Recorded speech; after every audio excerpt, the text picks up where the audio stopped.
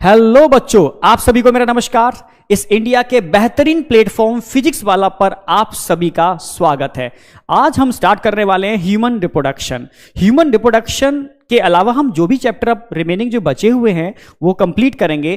तो आपको समझना होगा कि हमारी स्ट्रेटजी क्या रहेगी। ठीक है, तो हमारी टोटली स्ट्रेटजी एनसीईआरटी बेस्ड रहेगी, टोटली नीट एग्जाम बेस्ड रहेगी, जहां हम बहुत डिटेल में नहीं जाएंगे बट कंसेप्चुअल हर पॉइंट को बहुत अच्छे से क्लियर करने वाले हैं, आपके ब्रेन में सेट करने वाले हैं।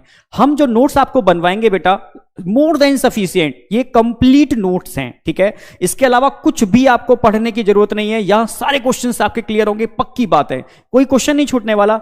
और नीट में सारे क्वेश्चन आपको मिलने वाले हैं। ठीक है, हमने जो स्ट्रेटेजी यूज की है वो डायग्राम, फ्लो डायग्राम बेस्ड है, क्योंकि हमारे ब्रेन की जो कैपेसिटी है वो थ्योरेटिकल मेमोराइज नहीं रख पाता, बट डायग्राम और फ्लो डायग्राम को बहुत जल्दी से, अच्छे से और लॉन्ग टाइम तक मेमोराइज रख पाता है।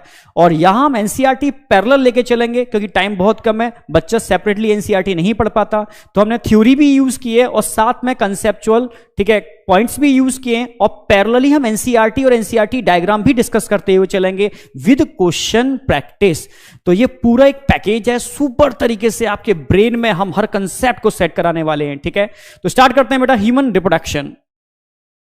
तो सबसे पहले हम बात करते हैं types of sex organ. These are two type, ठीक है, primary sex organ and secondary sex organ. तो किसके बेस पर हम क्लासिफाई करते हैं primary and secondary? On the basis of formation of gamete and secretion of sex hormone. तो organ, ठीक है, which responsible for formation of gamete and secretion of sex hormone are called primary sex organ.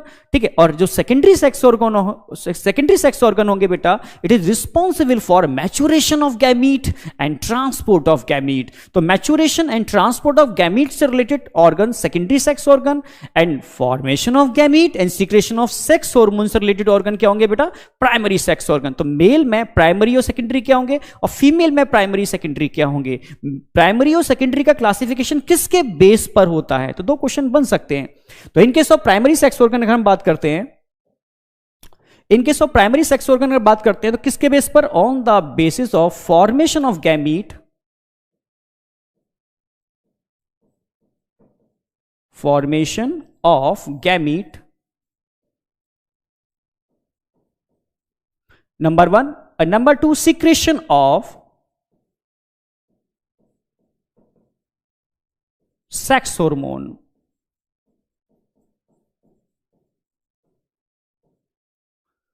अगर हम बात करते हैं mail में, इन दोनों के लिए रिस्पॉन्सिबल कौन होगा, और फीमेल में कौन रिस्पॉन्सिबल होगा? इन case of male, in case of female. अगर हम मेल में बात करते हैं तो टेस्टीज, ध्यान, प्लूरल के लिए यानी पेयर ऑफ टेस्टीज के लिए आप टेस्टीज यूज करोगे। ठीक है, और सिंगल टर्म होगा तो उसके लिए आप टेस्टीज, टीएस, टीआईएस या टेस्टिकल भी यूज कर सकते हैं। ठीक है, और फीमेल के केस में ओवेरी।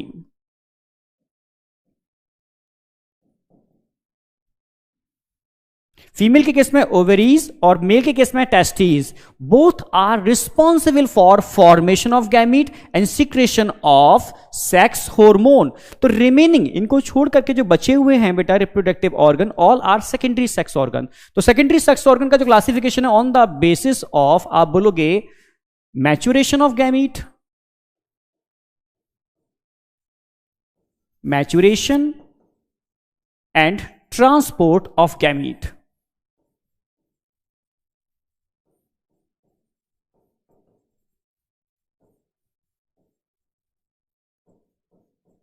मैच्योरेशन एंड ट्रांसपोर्ट की जब भी बात होगी तो सेकेंडरी सेक्स ऑर्गन। तो आप फीमेल के केस में डिफरेंट टाइप के, मेल केस में डिफरेंट टाइप के। अगर हम मेल के केस में बात करते हैं, मेल,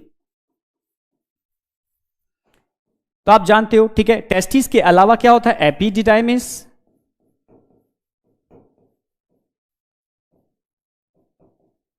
वास deferens, etcetera. Epididymis, vas deferens, seminal vesicle, prostate, ठीक है, all are secondary sex organ. ऐसे फीमेल के केस में अगर हम बात करते हैं, ठीक है, तो यहां पर फैलोपियन ट्यूब,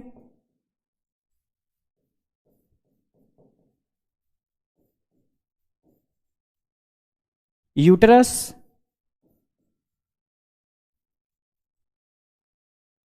एटसेट्रा। ठीक है, एटसेट्रा में यानी सर्विक्स, वजाना, एटसेट्रा, ये सारे सारे किसमें इंक्लूड हो जाएंगे? Secondary sex organ. क्योंकि इन सब का रोल क्या है? आप बोलोगे maturation and transport of gamete. तो फर्स्ट ऑफ ऑल क्लियर हो गया what is difference between primary and secondary sex organ. ठीक है, और किस बेसिस पे क्लासिफाई किया वो भी क्लियर हो गया, on the basis of formation and maturation and transport of gamete and secretion of sex hormone. ये वो कैरेक्टर है जो प्राइमरी सेकेंडरी को, ठीक है, डिस्टिंग्विश करने के लिए रिस्पॉन्सिबल होते हैं। नेक्स्ट आगे बढ़ते हैं। तो सबसे पहले हम बात करते हैं प्राइमरी सेक्स ऑर्गन। ठीक है, तो मेल के केस में प्राइमरी सेक्स ऑर्गन टेस्टिस। तो सबसे पहले हम पढ़ने वाले मेल रिप्रोडक्टिव सिस्टम, फिर आगे पढ़ेंगे हम फीमेल रिप्रोडक्टिव सिस्टम। ठीक है, तो अगर हम मेल रिप्रोडक्टिव सिस्टम की बात करते हैं तो बेटा अकॉर्डिंग टू एनसीईआरटी बिल्कुल कंसेप्चुअल लेके चलने वाले हैं, एक एक चीज क्लियर करते हुए, बिल्कुल आपके ब्रेन में सेट करते हुए विद क्वेश्चन प्रैक्टिस। ठीक है, तो सबसे पहले हम बात करते हैं, अगर एनसीईआरटी की बात करते हैं तो मेल, ठीक है, reproductive system is located in pelvic region. तो पता होना चाहिए कि मेल रिप्रोडक्टिव सिस्टम कहां पर लोकेटेड होता है? पेल्विस रीजन के अंदर। ठीक है, तभी तो जितनी भी एसटीडी होती हैं, सेक्सुअली ट्रांसमिटेड डिसीज, तो सेक्सुअली ट्रांसमिटेड डिसीज जितने भी होती हैं तो उनमें रिप्रोडक्टिव ऑर्गन इन्वॉल्व होते हैं और इन्फ्लामेशन होता है। तो तभी तो ध्यान रखना है कि जितने भी एसटीडीज को हम टर्म यूज करते हैं पेल्विक इन्फ्लामेटरी डिसीज, क्योंकि all sex organ located in pelvis region. ठीक है, और पेल्विस रीजन में लोकेटेड है, उनमें अगर इन्फ्लामेशन होगा, इन्फ्लामेशन कब होगा? ड्यूरिंग सेक्सुअली ट्रांसमिशन के टाइम पर। तो या कह सकते हो जो सेक्सुअली ट्रांसमिशन के टाइम पर जो भी पैथोजन होंगे बेटा वो इन्फ्लामेशन कॉज करेंगे, और इन्फ्लामेशन कॉज करेंगे तो इसीलिए हम एसटीडीज को पेल्विक इन्फ्लामेटरी डिसीज भी टर्म यूज करते हैं कि all sex organ located in pelvis region. ठीक है, नंबर वन। नंबर टू ध्यान रखना है आपको कि भाई इसमें क्या क्या इंक्लूडेड है। तो इसमें हम पढ़ने वाले हैं बेटा testis, accessory duct, gland and external genitalia. तो टेस्टिस इंक्लूडेड इन, भाई टेस्टिस किसमें इंक्लूड होंगे? आप बोलोगे प्राइमरी सेक्स ऑर्गन। अगर हम टेस्टिस की बात करते हैं, हम अभी क्लियर कर चुके हैं, it is a primary sex organ.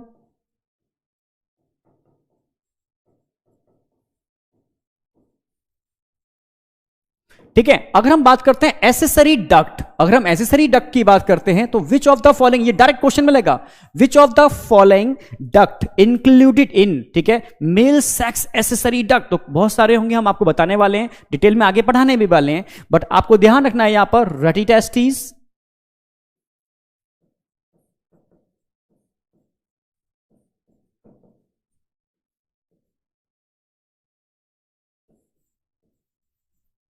Vasa efferentia,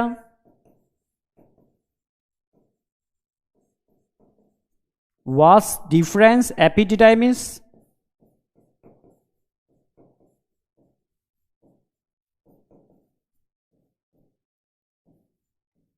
vas deferens. All four duct included in male sex accessory duct, direct question मिलेगा। तो ये चारों हम डिटेल में पढ़ने वाले हैं इसके आगे, बट हम अकॉर्डिंग टू एनसीईआरटी अभी लेके चल रहे हैं। तो मेल सेक्स एसेसरी डक्ट, भाई आप लोग रटी टेस्टिस, वासा एफ्रेंसिया, एपिडाइमिस, वास डिफरेंस होते क्या हैं, डिटेल में हम आगे लेने चलने वाले हैं। अगर हम ग्लैंड्स की बात करते हैं तो हम ग्लैंड्स कौन से पढ़ने वाले हैं? यहां हम पढ़ने वाले हैं बेटा, ठीक है, सेमिनल वसाइकल, सेमिनल, यहां पढ़ने वाले हैं काउपर्स ग्लैंड,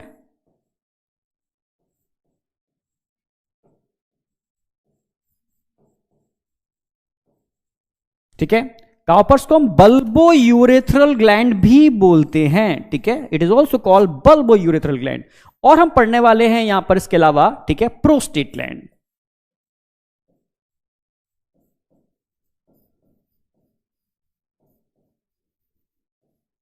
तो हम यहां प्रोस्टेट ग्लैंड, काउपर्स ग्लैंड और सेमिनल वसाइकल, इन तीन ग्लैंड को पढ़ने वाले हैं जो मेल सेक्स, समझ रहे हो, आप कह सकते हो एसेसरी ग्लैंड्स के अंदर इंक्लूड होते हैं। अब एक्सटर्नल जेनाइटेलिया, तो डायरेक्टली क्वेश्चन मिलेगा विच of the following organ included in external genitalia. तो मेल के केस में जो एक्सटर्नल जेनाइटेलिया होंगे वो होंगे स्क्रोटम,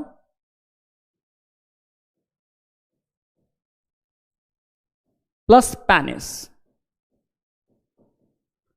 तो ये हम सब पढ़ने वाले हैं। तो डायरेक्ट क्वेश्चन तो यही मिलता है, ठीक है, कि which of the following duct included in accessory duct आपके सामने, विच of the following included in accessory reproductive gland, mail sex accessory reproductive gland, seminal vesicle, Cowper's gland and prostate, and which of the following included in external genitalia, scrotum and penis both are included in external genitalia and testes is a primary sex organ। तो एक बात तो clear हो गई। अब NCERT के diagram की अगर हम बात करते हैं तो समझना होगा आपको, क्योंकि ये diagram directly diagram based question में कन्वर्ट हो जाता है।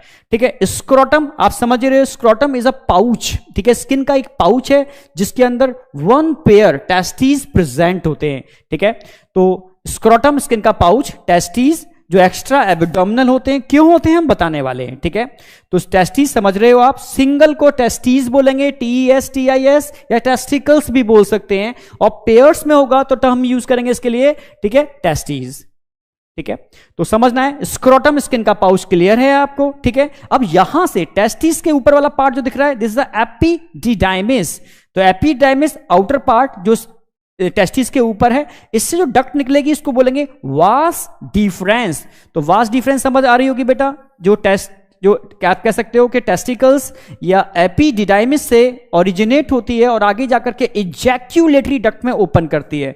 इजैक्यूलेटरी डक्ट कह सकते हो, it is a terminal part of vas difference which open in urethra. Urethra यानी कह सकते हो मेल के केस में यूरिनोजेनाइटल डक्ट, जिसमें जाकर के क्या करती है, वो ओपन करती है। ठीक है, तो इजैक्यूलेटरी डक्ट की हेल्प से। तो एक बात क्लियर होगी डक्टल सिस्टम के अंदर। और फाइनली जो डक्ट देखने को मिल रही है, दिस इज अ यूरेथ्रा। तो ये एक बात क्लियर होगी। अब समझना, ये इजैक्यूलेटरी डक्ट और वास डिफरेंस जहां मिलते हैं वहां से सॉरी, यहां पे जो ग्लैंड देखने को मिल रही है, यहां सेमिनल वेसिकल 1 पेयर होते हैं, यानी सेमिनल वेसिकल की डक्ट और कह सकते हो वास डिफरेंस की डक्ट मिलकर के कॉमन डक्ट बनाते हैं, इसको बोलते हैं इजैक्यूलेटरी डक्ट। क्लियर है? तो ग्लैंड्स के अंदर सेमिनल वेसिकल आपको 1 पेयर होते हैं, इधर साइड व्यू दिखाया है तो 1 उधर भी होगा। ठीक है, सेकंड साइड में हम फ्रंट व्यू भी दिखा देंगे इसका। ठीक है, इसके अलावा और क्या देखने को मिल रहा है यहां पर ग्लैंड्स के अंदर, ये प्रोस्टेट ग्लैंड देखने को मिल रही है। ठीक है, प्रोस्टेट, और प्रोस्टेट के नीचे भाई सिंगल ग्लैंड होती है प्रोस्टेट, प्रोस्टेट के नीचे पेयर्ड में होते हैं बेटा bulbo urethral, it is also called Cowper's gland. Cowper's glands, तो काउपर्स ग्लैंड पेयर में होते हैं। ठीक है, प्रोस्टेट सिंगल होती है, सेमिनल वेसिकल पेयर में होते हैं, जो हम आगे डिटेल में पढ़ाने वाले हैं आपको। ठीक है, फाइनली ये भाई यूरिनरी सिस्टम हो गया, इसका यूरिटर दिख रहा है आपको, यूरिनरी ब्लैडर दिख रहा है आपको यहां पर। ठीक है, और ये आपको आइडेंटिफाई करना आना चाहिए। ठीक है, और फाइनली आपको this is a penis, it external genitalia में काउंट होगा, मेल कॉपुलेटरी ऑर्गन है, पेनिस मस्कुलर होता है। ठीक है, इसका आगे वाला पार्ट जो होता है इसको it is also called glans penis, उसको कवर करने के लिए जो स्किन होती है इसको हम फोर स्किन बोलते हैं। ये एनसीईआरटी का डायग्राम आपको पता होना चाहिए। ठीक है, दिस इज अ रेक्टम, क्योंकि रेक्टम कनेक्टेड है, और रेक्टम की ओपनिंग को हम क्या बोलते हैं, आप बोलोगे एनस। तो एनस और रेक्टम आप आइडेंटिफाई कर पा रहे हो। ठीक है, टेस्टिस आइडेंटिफाई कर पा रहे हो, स्क्रोटम आइडेंटिफाई कर पा रहे हो, पेनिस कर पा रहे हो, पेनिस की टिप को हम ग्लैंस पेनिस बोलते हैं, और जो स्किन होती है इसको फोर स्किन बोलते हैं। यहां कंफ्यूजन होगा तो ध्यान रखना है, बल्बो या काउपर्स पेयर में होंगे। ठीक है, यहां ध्यान रखना है आपको, जो सिंगल ग्लैंड दिख रही है इसको हम क्या बोलते हैं, प्रोस्टेट ग्लैंड, और पेयर में होते हैं सेमिनल वेसिकल। तीनों ग्लैंड्स हो गए। यूरिनरी ब्लैडर समझ ही रहे हो, यूरेथ्रा समझ ही रहे हो, एक एक चीज क्लियर हो रही है, डायग्राम आपको आइडेंटिफाई करना आना चाहिए। तो एनसीईआरटी की पहली लाइन क्लियर होगी कि मेल, ठीक है, रिप्रोडक्टिव सिस्टम में हम क्या क्या स्टडी करने वाले हैं। अब हम आपको समझाते हैं डिटेल में एक ओवरव्यू। सबसे पहले मैं ओवरव्यू दे रहा हूं उसका, देन उसके बाद स्टेप बाय स्टेप हम आगे बढ़ेंगे। तो ओवरव्यू समझना है आपको अच्छे से। देखो, सबसे पहले हम बात करते हैं यहां पर टेस्टीज। भाई यहां हमने साइड व्यू दिखाया, सिंगल टेस्टीज को रिप्रेजेंट करने की कोशिश की है। भाई सिंगल टेस्टीज को टेस्टीज भी बोल सकते हैं, और पेयर में होगा तो टीएस। ठीक है, टीएस तो समझ गए होगे। तो अब टेस्टीज की बात करते हैं, it is a primary sex organ, pair में होते हैं। ठीक है, जो एक स्किन के पाउच में होते हैं बेटा, उसको स्क्रोटम बोलते हैं, और एक स्क्रोटम में 2 सैक होते हैं जिनको स्क्रोटल सैक बोलते हैं। ईच स्क्रोटम कंटेन 2 सैक, जिनको बोलते हैं स्क्रोटम सैक। में लिख भी दिया है, क्वेश्चन एक बार आया हुआ है, बच्चे कंफ्यूज भी होते हैं। स्क्रोटम एक सिंगल पाउच है स्किन का, इसके अंदर क्या होंगे, 2 स्क्रोटल सैक। बहुत आराम से समझना, सिंगल स्किन का pouch, this is a single skin का पाउच है बेटा स्क्रोटम, और एक स्क्रोटम के अंदर सेपरेटली एक सैक इधर होगा सिंगल स्क्रोटल सैक, एक सैक इधर होगा सिंगल स्क्रोटल सैक, और दोनों स्क्रोटल सैक के अंदर क्या होंगे, वन पेयर टेस्टीज। क्लियर है बिल्कुल। तो टेस्टीज सेपरेटली अपने अपने स्क्रोटल सैक में होते हैं। स्किन का जो पाउच होता है इसको स्क्रोटम बोलते हैं, ठीक है। स्क्रोटम से टेस्टीज का जो कनेक्शन होता है कुछ लिगामेंट होते हैं, इनको बोलते हैं गुबर्नेकुलम। तो gubernaculum is a ligamentous scrotal ligament है जो टेस्टीज को स्क्रोटम से कनेक्ट करके रखते हैं। उनका एक रोल भी होता है जो हम आगे डिस्कस करने वाले हैं, ठीक है। अब एक बात क्लियर है, ठीक है। अब यहां जो पार्ट दिख रहा है इसको क्या बोलते हैं, एपिडिडाइमिस। तो स्किन टेस्टिस के ऊपर वाला पार्ट जो दिख रहा है आपको क्या बोलते हैं, इसको एपिडिडाइमिस।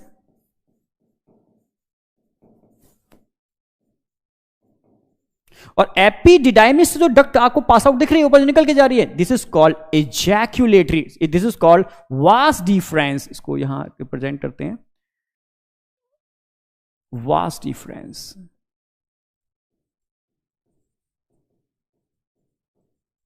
तो बहुत आराम से समझना बेटा, टेस्टिस, स्किन का pouch scrotum, gubernaculum is a ligamentous structure जो टेस्टिस को स्क्रोटम में होल्ड करके रखते हैं, ठीक है।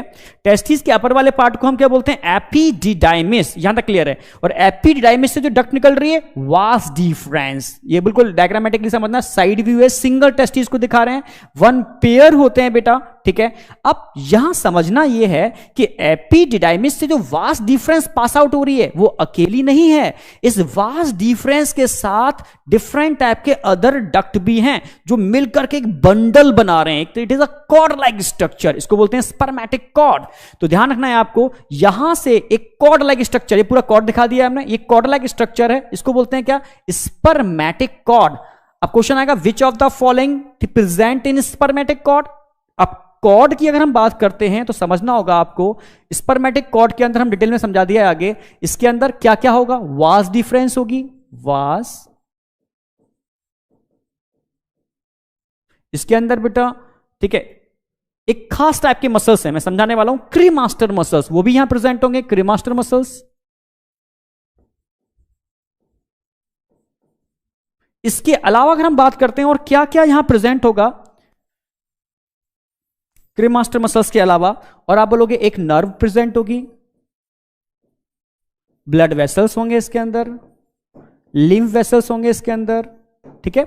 तो nerve, blood vessels, lymph vessels, cremaster muscles, ठीक है, और वास डिफरेंस, इन सब के मिलने से जो कॉर्ड लाइक स्ट्रक्चर बन रहा है इसी को बोलते हैं स्पर्मेटिक कॉर्ड। अब ये स्पर्मेटिक कॉर्ड स्क्रोटम से कहां एंटर कर रही है, ये एंटर कर रही है एब्डोमिनल कैविटी के अंदर। अगर ध्यान से देखो तो यहां आपको ये जो कैविटी दिख रही है ऊपर वाली कैविटी, ये एब्डोमिनल कैविटी है। तो एब्डोमिनल कैविटी के बाहर क्या होता है आप जानते हो, एब्डोमिनल कैविटी के बाहर आपको जो स्ट्रक्चर दिखेगा स्क्रोटम, और स्क्रोटम जुड़ा हुआ है एब्डोमिनल कैविटी से। तो स्क्रोटम का एब्डोमिनल कैविटी से कनेक्शन किसके थ्रू है, एक कैनाल के थ्रू है। किसके थ्रू है, एक कैनाल के थ्रू है। इस कैनाल को क्या बोलते हैं, इस कैनाल को बोलते हैं इनग्विनल कैनाल।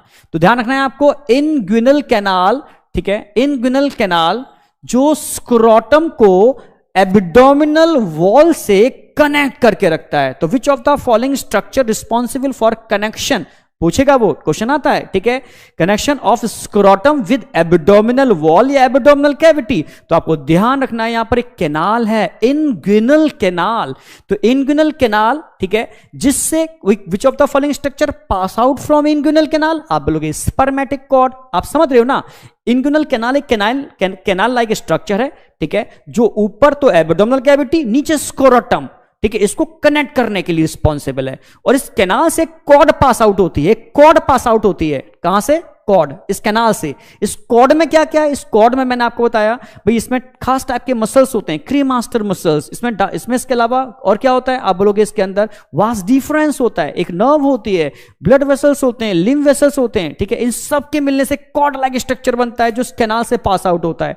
तो कैनाल, इनग्विनल कैनाल जो स्क्रोटम को, ध्यान रखना है, जो स्क्रोटम को किससे कनेक्ट करके रख रहा है, एब्डोमिनल कैविटी से। तो स्क्रोटम को एब्डोमिनल कैविटी से कनेक्ट करने के लिए जो स्ट्रक्चर है इसको बोलते हैं इंग्विनल कैनाल। और क्या पास आउट हो रहा है इससे? Spermatic cord. Which of the following structure responsible for formation of spermatic cord? आप बोलोगे vas deferens, cremaster muscles, nerve, blood vessels, lymph vessels, ये सब मिलकर के कॉर्ड लाइक स्ट्रक्चर को बनाने के लिए रिस्पॉन्सिबल होते हैं। ठीक है, अब बात आती है मसल्स की। इन पर क्वेश्चन बनता है। यहां दो टाइप के मसल्स होंगे, एक तो क्रीमास्टर मसल्स दिख रहे हैं आपको, और दूसरे हमने बात की है डार्टोस। तो अब क्रीमास्टर मसल्स की अगर हम बात करते हैं, ये टेस्टिस के अराउंड होते हैं, टेस्टिस से कनेक्टेड होते हैं। जो टेस्टिस से कनेक्टेड है, टेस्टिस के अराउंड है, इनको बोलते हैं cremaster muscles. It is a skeletal muscles. Question आता है, यहां दो टाइप के मसल्स हो गए, स्केलेटल मसल्स और स्मूथ मसल्स। जो डार्टोस मसल्स हैं बेटा वो स्मूथ मसल्स हैं, जो क्रीमास्टर मसल्स हैं वो कैसे हैं? आप बोलोगे स्केलेटल मसल्स हैं। तो यही क्रीमास्टर मसल्स हम इसको कलर से यूज करते हैं, अलग कलर यूज करते हैं, ग्रीन कलर। तो ग्रीन कलर से हम रिप्रेजेंट कर रहे हैं, ये टेस्टिस के अराउंड भी होंगे बेटा क्रीमास्टर मसल्स। इसके अलावा यही मसल्स आगे जाकर के स्पर्मेटिक कॉर्ड का पार्ट बनते हैं, और इस कॉर्ड के साथ कहां? आप बोलोगे स्क्रोटम से एब्डोमिनल कैविटी में एंटर करते हैं। यानी ये क्या करते हैं? ये टेस्टिस को एलिवेट करते हैं, यानी टेस्टिस को अप एंड डाउन करने में हेल्प करते हैं। कौन? आप बोलोगे क्रीमास्टर। और डार्टोस भी इसमें हेल्प करते हैं, क्योंकि दोनों का मेन पर्पस होता है टेम्परेचर रेगुलेशन। जब भाई समर सीजन होता है, ठीक है, या विंटर सीजन होता है, तो टेस्टिस का मूवमेंट देखा होगा, ठीक है। अक्सर कर जब एटमॉस्फेयर का टेम्परेचर इंक्रीज हो जाता है तो टेस्टिस एब्डोमिनल कैविटी से दूर हो जाते हैं। जब एटमॉस्फेयर टेम्परेचर बॉडी टेम्परेचर से भी कम होता है तो ये टेस्टिस कहां? एब्डोमिनल कैविटी के नियर आते हैं। तो इनका जो भाई आप कह सकते हो एलिवेशन हो रहा है इस टेस्टिस का अकॉर्डिंग टू टेम्परेचर, उसको मेंटेन कौन कर रहा है? ठीक है, यानी थर्मो रेगुलेशन का काम कौन कर रहा है? यहां आप बोलोगे टू टाइप के muscles, cremaster muscles and dartos muscles. अब क्वेश्चन क्या बनता है? Which of the following muscles associated with testis या स्क्रोटम? तो टेस्टिस से जो एसोसिएटेड है बेटा वो तो है क्रीमास्टर मसल्स, और स्क्रोटम से एसोसिएटेड जो है वो dartos. It is a smooth muscles associated with scrotum, associated with testis. यहां से क्वेश्चन बनेंगे। तो एक बात क्लियर हो गई बेटा, टेस्टिस वन पेयर, सिंगल को आप टेस्टिकल भी बोल सकते हो, ठीक है। टेस्टिस के ऊपर जो स्ट्रक्चर दिख रहा है एपिडिडाइमिस, इससे जो डक्ट निकलती है वास डिफरेंस। ये वास डिफरेंस अकेली डक्ट नहीं होती, साथ में एक बंडल होता है। इस बंडल को क्या बोलते हैं हम? इस कॉर्ड को क्या बोलते हैं हम? स्पर्मेटिक कॉर्ड, जो स्क्रोटम से एब्डोमिनल कैविटी में एंटर कर रहा है थ्रू कैनाल। कौन सी कैनाल? Inguinal canal. तो तीन बातें क्लियर हो गई होंगी बेटा। अब यहां क्रीमास्टर और डार्टोस की बात करते हैं। It is responsible for thermo regulation. मैंने आगे लिख दिया है इन दोनों के बारे में, अलग से लिख दिया है। It is both are responsible for thermo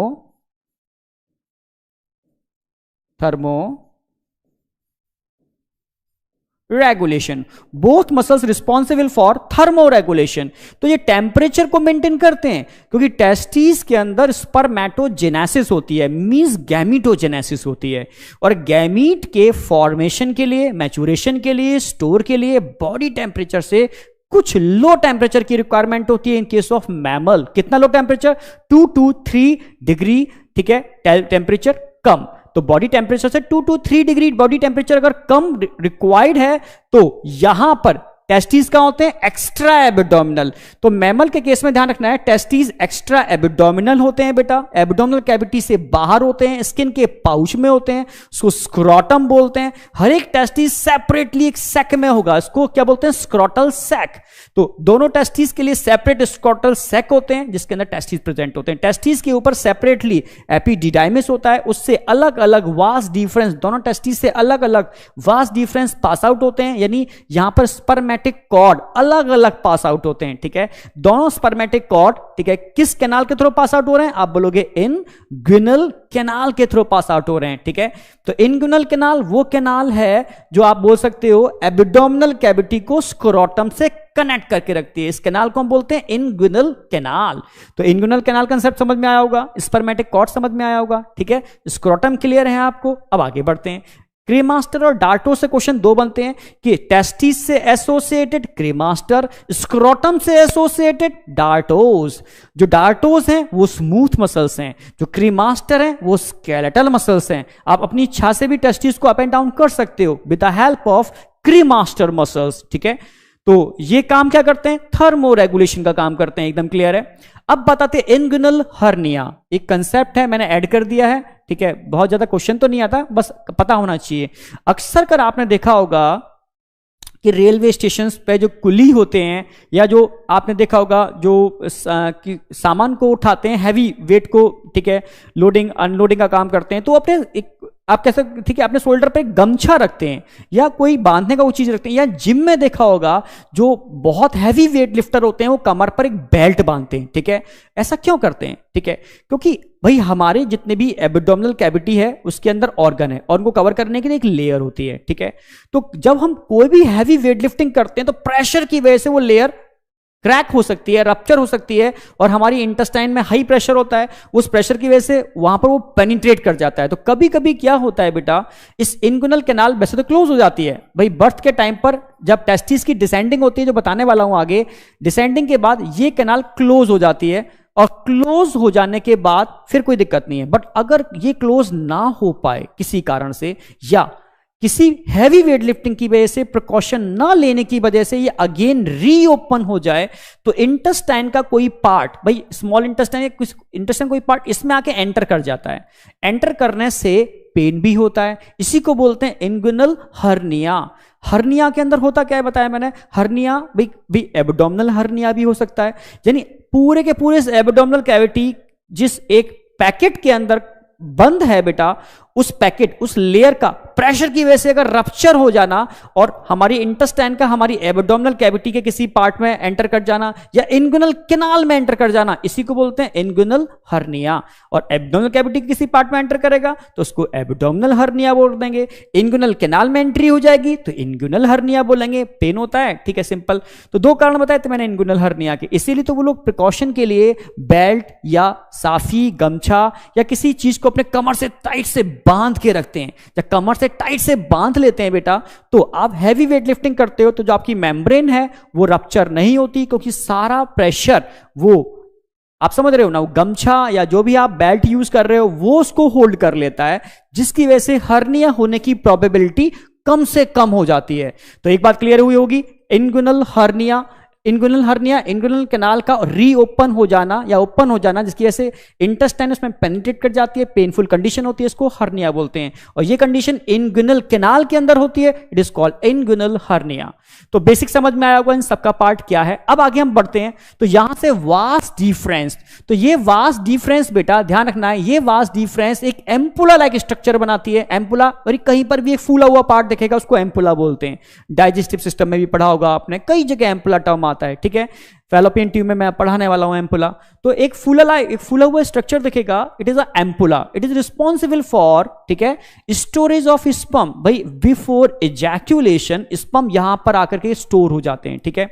तो यहां पर आके स्पर्म स्टोर होते हैं। स्टोरेज ऑफ स्पर्म के लिए जो स्ट्रक्चर होता है इसको क्या बोलते हैं? आप बोलोगे ampulla of ductus. It is a terminal part of vas deferens. अब यहां एम्पुला से जो डक्ट आती है, समझना, और यहां जो ग्लैंड होती है इसको बोलते हैं सेमिनल वेसाइकल। पेयर में होते हैं, हमने साइड व्यू दिखाया है, यानी इधर वन पेयर, वन इधर तो वन इधर, टोटल वन पेयर हो गए। तो सेमिनल वेसाइकल जो ग्लैंड है पेयर में होती है बेटा। इनकी दोनों की डक्ट, यानी एम्पुला की डक्ट और सेमिनल वेसाइकल की डक्ट मिलकर के कॉमन डक्ट बनाते हैं। इस कॉमन डक्ट को हम बोलते हैं इजैक्यूलेटरी डक्ट। समझना मेरी बात, इजैक्यूलेटरी डक्ट। तो इस कॉमन डक्ट को हम बोलते हैं इजैक्यूलेटरी डक्ट। तो इजैक्यूलेटरी डक्ट का फॉर्मेशन ध्यान रखना है, एम्पुलरी डक्ट, ठीक है, और सेमिनल वेसाइकल की डक्ट के मिलने से होता है, जो यूरेथ्रा में जाकर के ओपन करती है, ठीक है। तो यहां तक का पार्ट एकदम क्लियर है भाई। स्क्रोटम स्किन का पाउच, ठीक है, जिसके अंदर 2 स्क्रोटल सैक होते हैं जिनमें टेस्टिस होते हैं, और टेस्टिस को होल्ड करने के लिए लिगामेंटस लाइक स्ट्रक्चर, इसको बोलते हैं गुबर्नैकुलम, ठीक है। टेस्टिस के ऊपर वाले पार्ट को हम एपिडिडाइमिस बोलते हैं, उससे डक्ट निकलती है वास डिफरेंस। ये वास डिफरेंस अकेली नहीं होती, ये कॉर्ड लाइक स्ट्रक्चर बनाती है, यानी group of different types of bundles of different duct, ठीक है। इस कॉर्ड लाइक स्ट्रक्चर को हम बोलते हैं क्या? इस कॉर्ड लाइक स्ट्रक्चर को बोलते हैं हम, ठीक है, स्पर्मेटिक कॉर्ड, जो किस कैनाल के थ्रू पास आउट होती है? आप बोलोगे इनग्विनल कैनाल के थ्रू। अब क्वेश्चन आएगा, एब्डोमिनल कैविटी को इनग्विनल कैनाल से कनेक्ट करने के लिए जो स्ट्रक्चर है उसको क्या बोलते हैं? ठीक है, इनग्विनल कैनाल। एब्डोमिनल कैविटी को स्क्रोटम से कनेक्ट करने के लिए स्ट्रक्चर है इनग्विनल कैनाल। इस कैनाल से जो डक्ट पास, जो कॉर्ड पास हो रही है उसको बोलते हैं स्पर्मेटिक कॉर्ड, जिसके अंदर क्या क्या हो सकता है? जिसमें वास्ट डिफरेंस हो सकती है, जिसमें सेमिनल वेसाइकल हो सकती है बेटा, इसके अंदर ब्लड वेसल्स हो सकते हैं, लिम्फ वेसल्स होते हैं, नर्व होते हैं, सबके मिलने से cord like structure. Finally vas deferens का जो टर्मिनल पार्ट होता है वो एम्पुलर लाइक स्ट्रक्चर बनाता है, इसमें स्पर्म का स्टोरेज होता है बेटा। और यहां पर इसकी डक्ट और सेमिनल वेसाइकल की डक्ट मिलकर कॉमन डक्ट होती है, उसको बोलते हैं ejaculatory duct which open in urethra.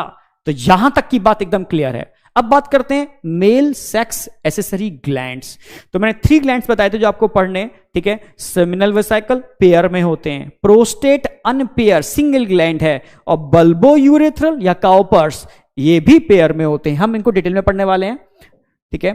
तो यहां पढ़ने वाले नंबर 1 हम पढ़ेंगे बेटा सेमिनल वेसाइकल, नंबर 2 हम पढ़ने वाले हैं प्रोस्टेट जो सिंगल ग्लैंड है, और नंबर 3 हम पढ़ने वाले हैं बल्बो यूरेथ्रल या काउपर्स ग्लैंड। ये भी अगेन पेयर में होते हैं। अभी एनसीईआरटी डायग्राम में भी हमने क्लियर कर लिया था, ठीक है।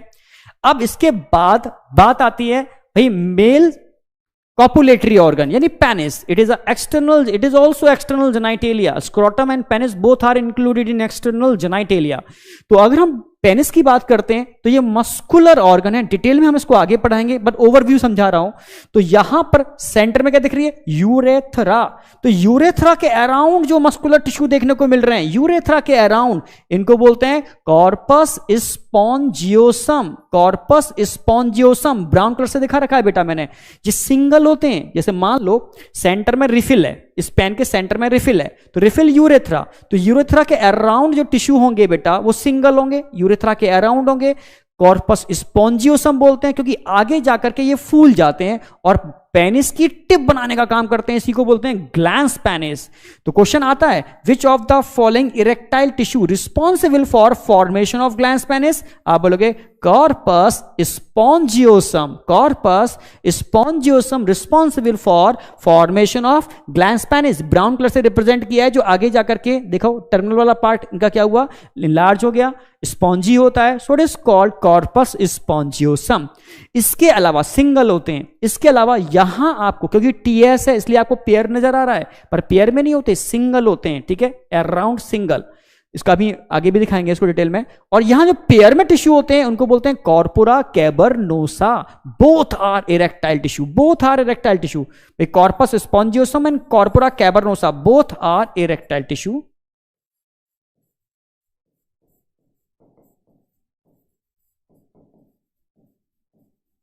Both are erectile tissue. तो corpus spongiosum and corpora cavernosa both are erectile tissue. आपको ध्यान रखने, ठीक है। इनमें से कौन से टिश्यू होते हैं बेटा जो ग्लैंस पेनिस को, टिप ऑफ पेनिस को बनाने के लिए रिस्पॉन्सिबल होते हैं? स्पॉन्जियोसम, क्योंकि पेनिस की टिप स्पॉन्जी होती है, so it is called corpus spongiosum. ऐसे याद रख सकते हो आप, ठीक है। तो corpus spongiosum responsible for formation of glans penis, ठीक है। और जो पेयर्ड में होते हैं कॉर्पोरा कैबरनोसा, जो किसके अराउंड होते हैं? ब्लड वेसल्स इसके अंदर होते हैं, ब्लड वेसल्स के अराउंड कॉर्पोरा कैबरनोसा, और यूरेथ्रा के अराउंड कॉर्पस स्पॉन्जियोसम। और which of the following responsible for formation of glans penis? आप बोलोगे कॉर्पस स्पॉन्जियोसम। और यहां यूरेथ्रा की जो ओपनिंग होती है इसको यूरेथ्रल ऑरिफाई बोलते हैं बेटा।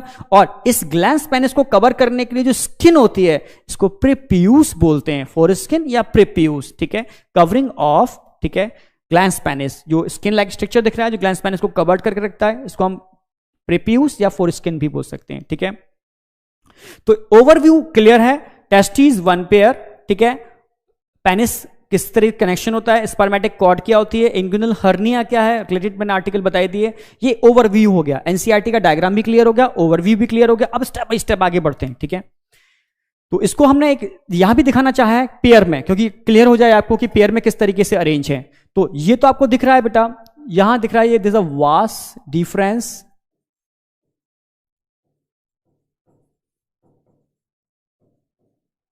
ठीक है। यहां ये वास्ट डिफरेंस आ रही है बेटा, this a ampullar like structure for storage of sperm, ठीक है। अब यहां ये दिख रही है आपको ये gland, seminal vesicle,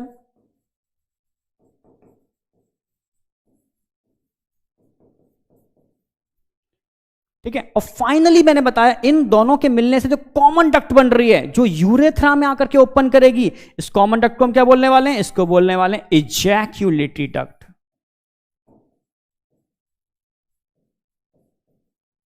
ejaculatory duct. तो यहां तक का पार्ट, इजैक्यूलेटरी डक्ट का पार्ट क्लियर है आपको। फिर फाइनली क्या स्टार्ट हो जाएगा? यूरेथ्रा स्टार्ट हो जाएगी आपकी, ठीक है। तो ये वाला पार्ट मैं समझाना चाह रहा था। तो यहां पेयर में हो गया, यानी इधर भी आपको दिख रहा है, ठीक है, इधर भी सेमिनल वेसिकल दिख रही है, और फाइनली इधर भी आपको इजैक्यूलेटरी डक्ट मिल रही है। तो किस तरीके से पेयर में अरेंज होते हैं और फाइनली यूरेथ्रा में आकर के ये सारे के सारे ओपन करते हैं। तो ये यूरिनरी ब्लैडर आप समझ ही रहे हो, यूरिनरी ब्लैडर क्लियर ही है आपको, ठीक है। ये वाला पार्ट हो गया, यानी इसीलिए हम यूरेथ्रा को यूरिनोजेनाइटल डक्ट बोलते हैं, क्योंकि यूरिन भी इसी से पास आउट होती है और सीमन भी इसी से पास आउट होता है। So it is called urinogenital duct, only for, ठीक है, कंसेप्ट के लिए। अब फाइनली बात आती है, मैंने भाई यहां पर डार्टोस और क्रीमास्टर को एक अलग से पॉइंट बना के लिख दिया, इससे आपको थोड़ा मेमोराइज रहेगा। Dartos and cremaster both are responsible for thermo regulation of scrotum. मैंने बताया इन केस ऑफ मैमल्स, क्योंकि मैमल्स में जो टेस्टिस होते हैं एक्स्ट्रा एब्डोमिनल होते हैं। क्यों होते हैं? क्योंकि उनको क्या करना होता है? थर्मो कह सकते हो, टेम्परेचर को रेगुलेट करना होता है। बॉडी टेम्परेचर से 2 to 2.5 डिग्री सेल्सियस टेम्परेचर कम की रिक्वायरमेंट होती है मैमल के केस में, for spermatogenesis, for maturation of gamete या स्पर्म। तो इसीलिए मैमल के केस में टेस्टिस कहां होते हैं? एक्स्ट्रा एब्डोमिनल होते हैं, ठीक है, स्क्रोटम में होते हैं, ठीक है। तो यहां तक की बात क्लियर है। और उनके टेम्परेचर को मेंटेन करने के लिए दोनों मसल्स आपको ध्यान रखने, डार्टोस एंड क्रीमास्टर। क्रीमास्टर मसल्स ध्यान रखना है टेस्टिस से एसोसिएटेड होते हैं, और डार्टोस स्क्रोटम से। क्रीमास्टर स्केलेटल मसल्स होते हैं और डार्टोस स्मूथ मसल्स होते हैं।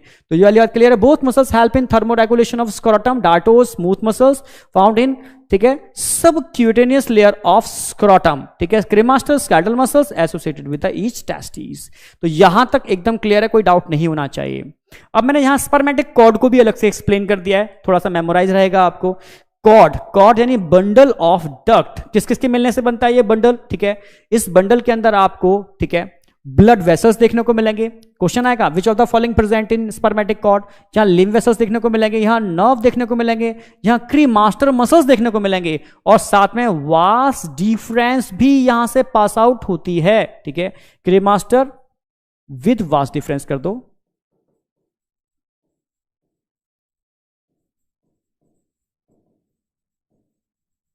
इन सबके मिलने से जो कॉर्ड लाइक स्ट्रक्चर बनता है, इसको स्पर्मेटिक कॉर्ड बोलते हैं, जो टेस्टिस को हैंग करता है किसमें? स्क्रोटम में, ठीक है।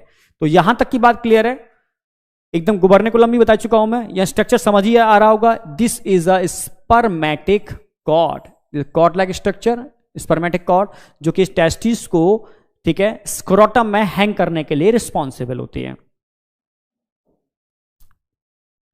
अब हम अकॉर्डिंग टू एनसीईआरटी चल रहे हैं, बिल्कुल ध्यान रखना। देखो, जब ट्रेन पटरी चेंज करती है तो थोड़ा सा आपको लगेगा, ठीक है, क्योंकि टीचर चेंज होते हैं तो थोड़ा सा होता है, ठीक है। तो एक दो क्लास में समझ रहे हो, थोड़ा सा चल जाती है ट्रेन, तब सेटलमेंट हो पाता है। पर मैं बहुत धीमे लेके चल रहा हूं, एक ही चीज समझाते हुए चल रहा हूं, इससे ज्यादा कुछ पढ़ने की जरूरत नहीं है, मोर देन सफिशिएंट। एनसीईआरटी पूरी करा दूंगा आपको, ठीक, विद कंसेप्ट करा दूंगा, ठीक है। बस थोड़ा फेथ करना, ठीक है, बिलीव करना, तो बस काम बन जाएगा, ठीक है। तो टेस्टिस की बात करते हैं, बता चुका हूं मैं, टेस्टिस सिंगुलर टर्म के लिए हम टेस्टिस यूज करते हैं या टेस्टिकल, और प्लूरल के लिए टेस्टिस। क्लियर हो गया होगा भाई। प्राइमरी सेक्स ऑर्गन है, सिंपल सी बात लिख दी। अब एनसीईआरटी कुछ लाइन लिखी है, लेकिन इनका ओरिजिन क्या होगा? मीजोडर्मल। ओरिजिन ध्यान रखना है, मीजोडर्मल होता है। Length 4 to 5 centimetre, with 2 to 3 centimetre, and weight 14 gram. General बात है, ठीक है, बट एनसीईआरटी की कुछ लाइंस हैं तो उनको आपको मेमोराइज रखना पड़ेगा। अब टेस्टिस की किस में मैंने बताया था भाई, टेस्टिस कहां होते हैं? आप बोलोगे extra abdominal in case of mammals, पर कुछ एक्सेप्शनल केस भी हैं जिस पर एक क्वेश्चन भी आता है प्रोटोथीरियंस के ऊपर, बताता हूं अभी। मैमल्स के केस में टेस्टिस कहां होते हैं? पोजीशन में। The testis are situated outside the abdominal cavity. Abdominal cavity के बाहर होते हैं, स्क्रोटम में होते हैं, और स्क्रोटम में भी स्क्रोटल सैक में होते हैं, ठीक है। स्क्रोटम एक होता है और हर एक टेस्टिस के लिए स्क्रोटल सैक पेयर में होते हैं। तो यहां तक मुझे लगता नहीं है कोई डाउट होना चाहिए, ठीक है, with 2 scrotal sac. In most of the mammals testis are extra abdominal because, मैंने बताया क्यों होते हैं मोस्ट ऑफ द मैमल में टेस्टिस एक्स्ट्रा एब्डोमिनल, क्योंकि यहां पर स्पर्मेटोजेनेसिस के लिए टेम्परेचर और स्पर्म के मैच्योरेशन के लिए लो टेम्परेचर की रिक्वायरमेंट होती है। कितना लो, बहुत आता है question. Testis are extra abdominal because sperm production, maturation and storage required 2 to 2.5 degree. Very very important, कई बार रिपीट हुआ है, ध्यान रखना है आपको।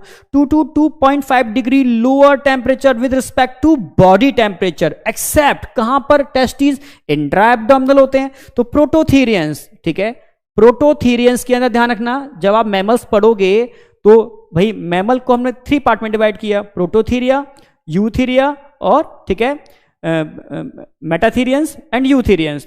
तो प्रोटोथीरियंस की अगर हम बात करते हैं तो प्रोटोथीरियंस के अंदर ठीक है डक बिल प्लेटिपस आता है।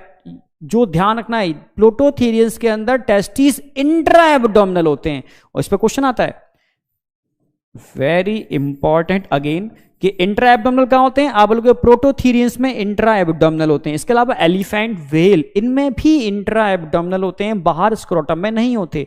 अब आपके दिमाग में आएगा भाई ये भी तो मैमल्स हैं, तो इनमें भी तो एक्स्ट्रा एब्डोमिनल होना चाहिए, क्या इनको लो टेम्परेचर, क्या इनका जो स्पर्मेटोजेनेसिस है हाई टेम्परेचर पर हो जाता है? ना बेटा, ये इवोल्यूशन है।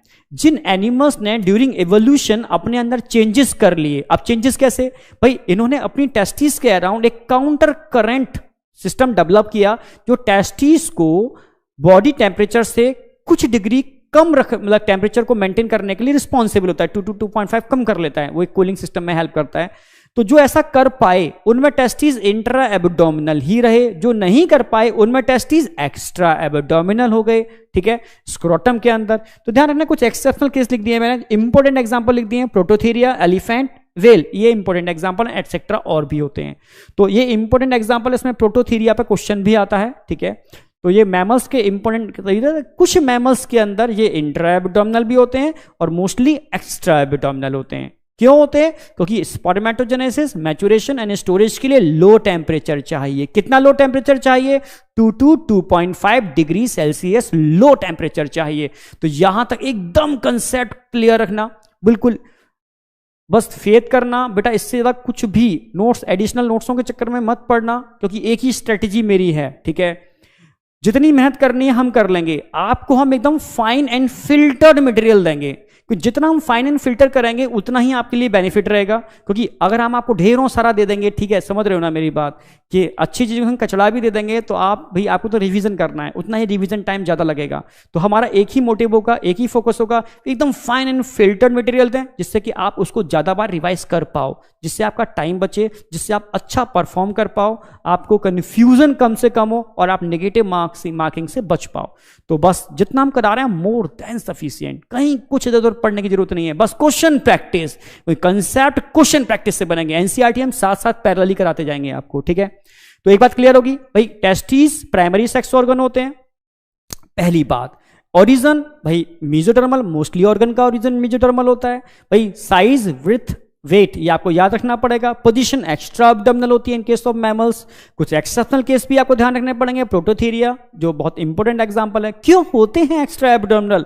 क्योंकि यहां पर स्पर्मेटोजेनेसिस के लिए लो टेम्परेचर की रिक्वायरमेंट होती है। कितना लो? 2 to 2.5 degree Celsius low temperature.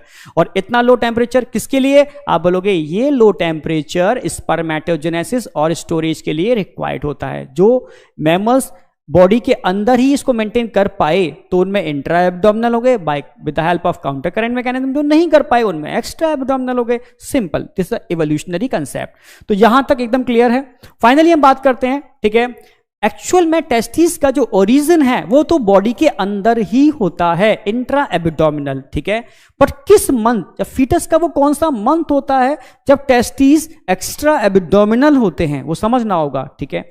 तो अगर हम बात करते हैं, testis of male baby are formed inside the abdominal cavity, ठीक है भाई, कैविटी, एब्डोमिनल कैविटी में ही फॉर्मेशन होता है। बट जब फीटस वाली लाइफ होती है भाई, 9 मंथ का रेस्टेशन पीरियड होता है, उसमें जो 7 मंथ होता है बेटा, तो 7 मंथ के अंदर हार्मोनल इन्फ्लुएंस से ये टेस्टिस स्क्रोटम में डिसेंड करते हैं। कहां पर? ये टेस्टिस स्क्रोटम में डिसेंड करते हैं। जैसे समझना मेरी बात, this is a abdominal cavity, ये मान लो इंग्विनल कैनाल,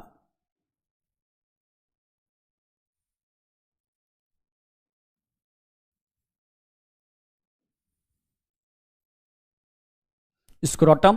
ठीक है, तो यहां होगा क्या, यहां जो टेस्टिस होंगे बेटा, तो ध्यान रखना है ये testis with the help of ligamentous structure, ये लिगामेंटस स्ट्रक्चर इनको कहां लेके आएगा, ये लिगामेंटस स्ट्रक्चर इनको लेके आएगा स्क्रोटम में।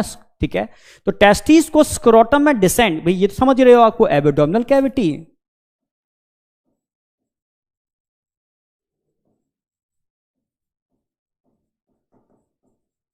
स्क्रोटम, ये इंग्विनल कैनाल,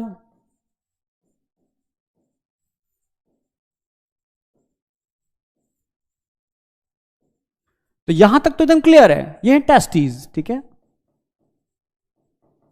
तो टेस्टिस की क्या हो रही है, डिसेंडिंग हो रही है। किस मंथ में डिसेंडिंग होती है, 7 मंथ ऑफ प्रेगनेंसी, प्रेगनेंसी के 7 मंथ में ये मैकेनिज्म होती है, 7 मंथ में ये मैकेनिज्म होती है, प्रेगनेंसी के 7 मंथ में। किसके इन्फ्लुएंस से हो रही है, तो इसको कराने के लिए रिस्पॉन्सिबल होता है, यहां देना टेस्टिस डिसेंट हो रहे हैं बेटा, किसके, आप बोलोगे विद द हेल्प ऑफ, ऐसे लिखो, ड्यू टू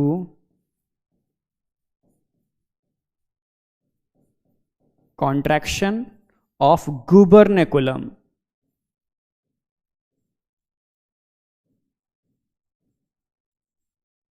गुबर्नेकुलम में तो लिगामेंटस स्ट्रक्चर जिनमें कॉन्ट्रैक्शन होने से डिसेंडिंग होती है। ठीक है, किसकी हेल्प से,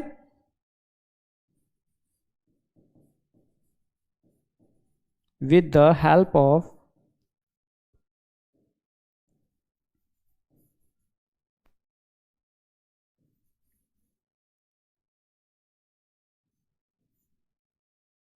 इन्फ्लुएंस,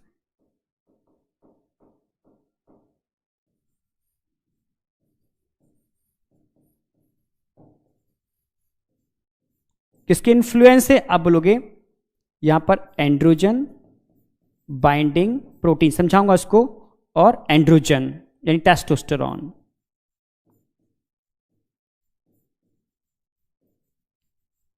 देखो होता क्या है भाई, धीरे धीरे टेस्टिस के अंदर एक प्रोटीन का फॉर्मेशन होता है, इनको बोलते हैं ABP, एंड्रोजन बाइंडिंग प्रोटीन। आप जानते हो हार्मोन कभी स्टोर नहीं होते, ठीक है, कुछ केस हैं उनको छोड़ दो। ठीक है, हार्मोन का स्टोरेज नहीं होता, सेक्स हार्मोन भी स्टोर नहीं होते। तो यहां पर अगर हमें सेक्स हार्मोन की कंसंट्रेशन टेस्टिस में इंक्रीज करनी है तो क्या करना होगा, एक प्रोटीन का फॉर्मेशन करना होगा, जो प्रोटीन एंड्रोजन को बाइंड अप करेगी, तो बोलते हैं इसको एंड्रोजन बाइंडिंग प्रोटीन, जो टेस्टिस में एंड्रोजन की कंसंट्रेशन को इंक्रीज करता है। जब टेस्टिस में इस प्रोटीन की कंसंट्रेशन इंक्रीज होती है, तब एंड्रोजन की कंसंट्रेशन इंक्रीज होती है, तब उसके इन्फ्लुएंस से ये गुबर्नेकुलम में कॉन्ट्रैक्शन कराते हैं। गुबर्नेकुलम में कॉन्ट्रैक्शन ही टेस्टिस को कहां पर, एब्डोमिनल कैविटी से स्क्रोटम में डिसेंड कराता है।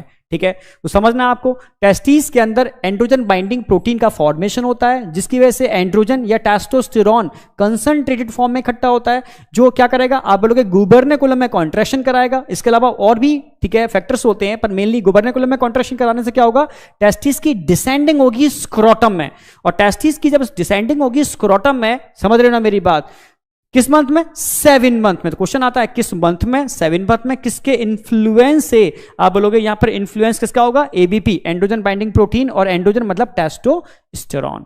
तो ध्यान रखना है आपको ये वाली बात, तो लिख दिया मैंने, influence of testosterone and androgen binding protein, ये क्वेश्चन बन जाएगा आपका। तो एकदम क्लियर है आपको कि टेस्टिस ड्यूरिंग, ठीक है, जब अर्ली स्टेज होती है, इनका फॉर्मेशन इंट्रा एब्डोमिनल ही होता है।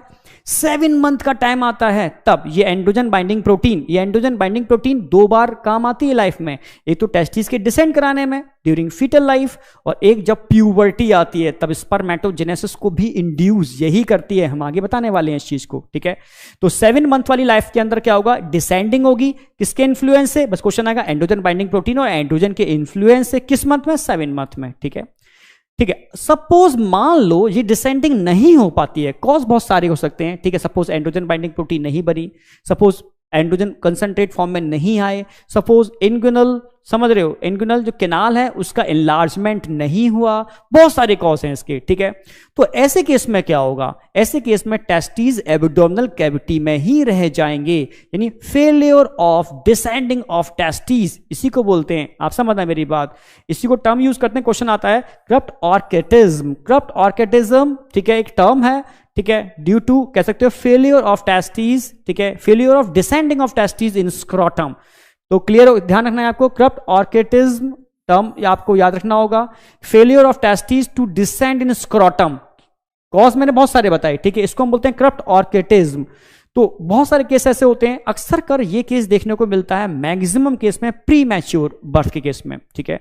अगर प्री मैच्योर केस है, हाँ फुल टर्म बेबी के केस में भी मिल जाता है, पर बहुत कम चांस, 1 से 2% चांस होते हैं भाई फुल टर्म, यानी 9 मंथ की ग्रोथ हो चुकी है, देन उसके बाद भी ऐसा केस देखने को मिल रहा है, तो बहुत रेयर केस, बट अक्सर कर प्री मैच्योर के केस में ऐसे केस देखने को मिल जाते हैं, ठीक है। 7 मंथ की प्रेगनेंसी है तो यहां केस देखने को मिल जाते हैं। फिर भी चिंता की कोई बात होती नहीं है कि 1 साल के अंदर, बेबी के बर्थ के 1 साल के अंदर ऑटोमेटिकली इनकी डिसेंडिंग हो जाती है, ठीक है, क्योंकि धीरे धीरे एंड्रोजन बाइंडिंग प्रोटीन बनती है, कंसंट्रेशन मेंटेन होता है, देन डिसेंडिंग हो जाती है। बट फिर भी अगर नहीं हो पाती तो इसका एक मैकेनिज्म है, ठीक है, और चीडोपैक्सी, और चीडोपैक्सी यानी सर्जरी से कट लगा करके इनको डिसेंड करा दिया जाता है, इसी को और चीडोपैक्सी बोलते हैं, ठीक है।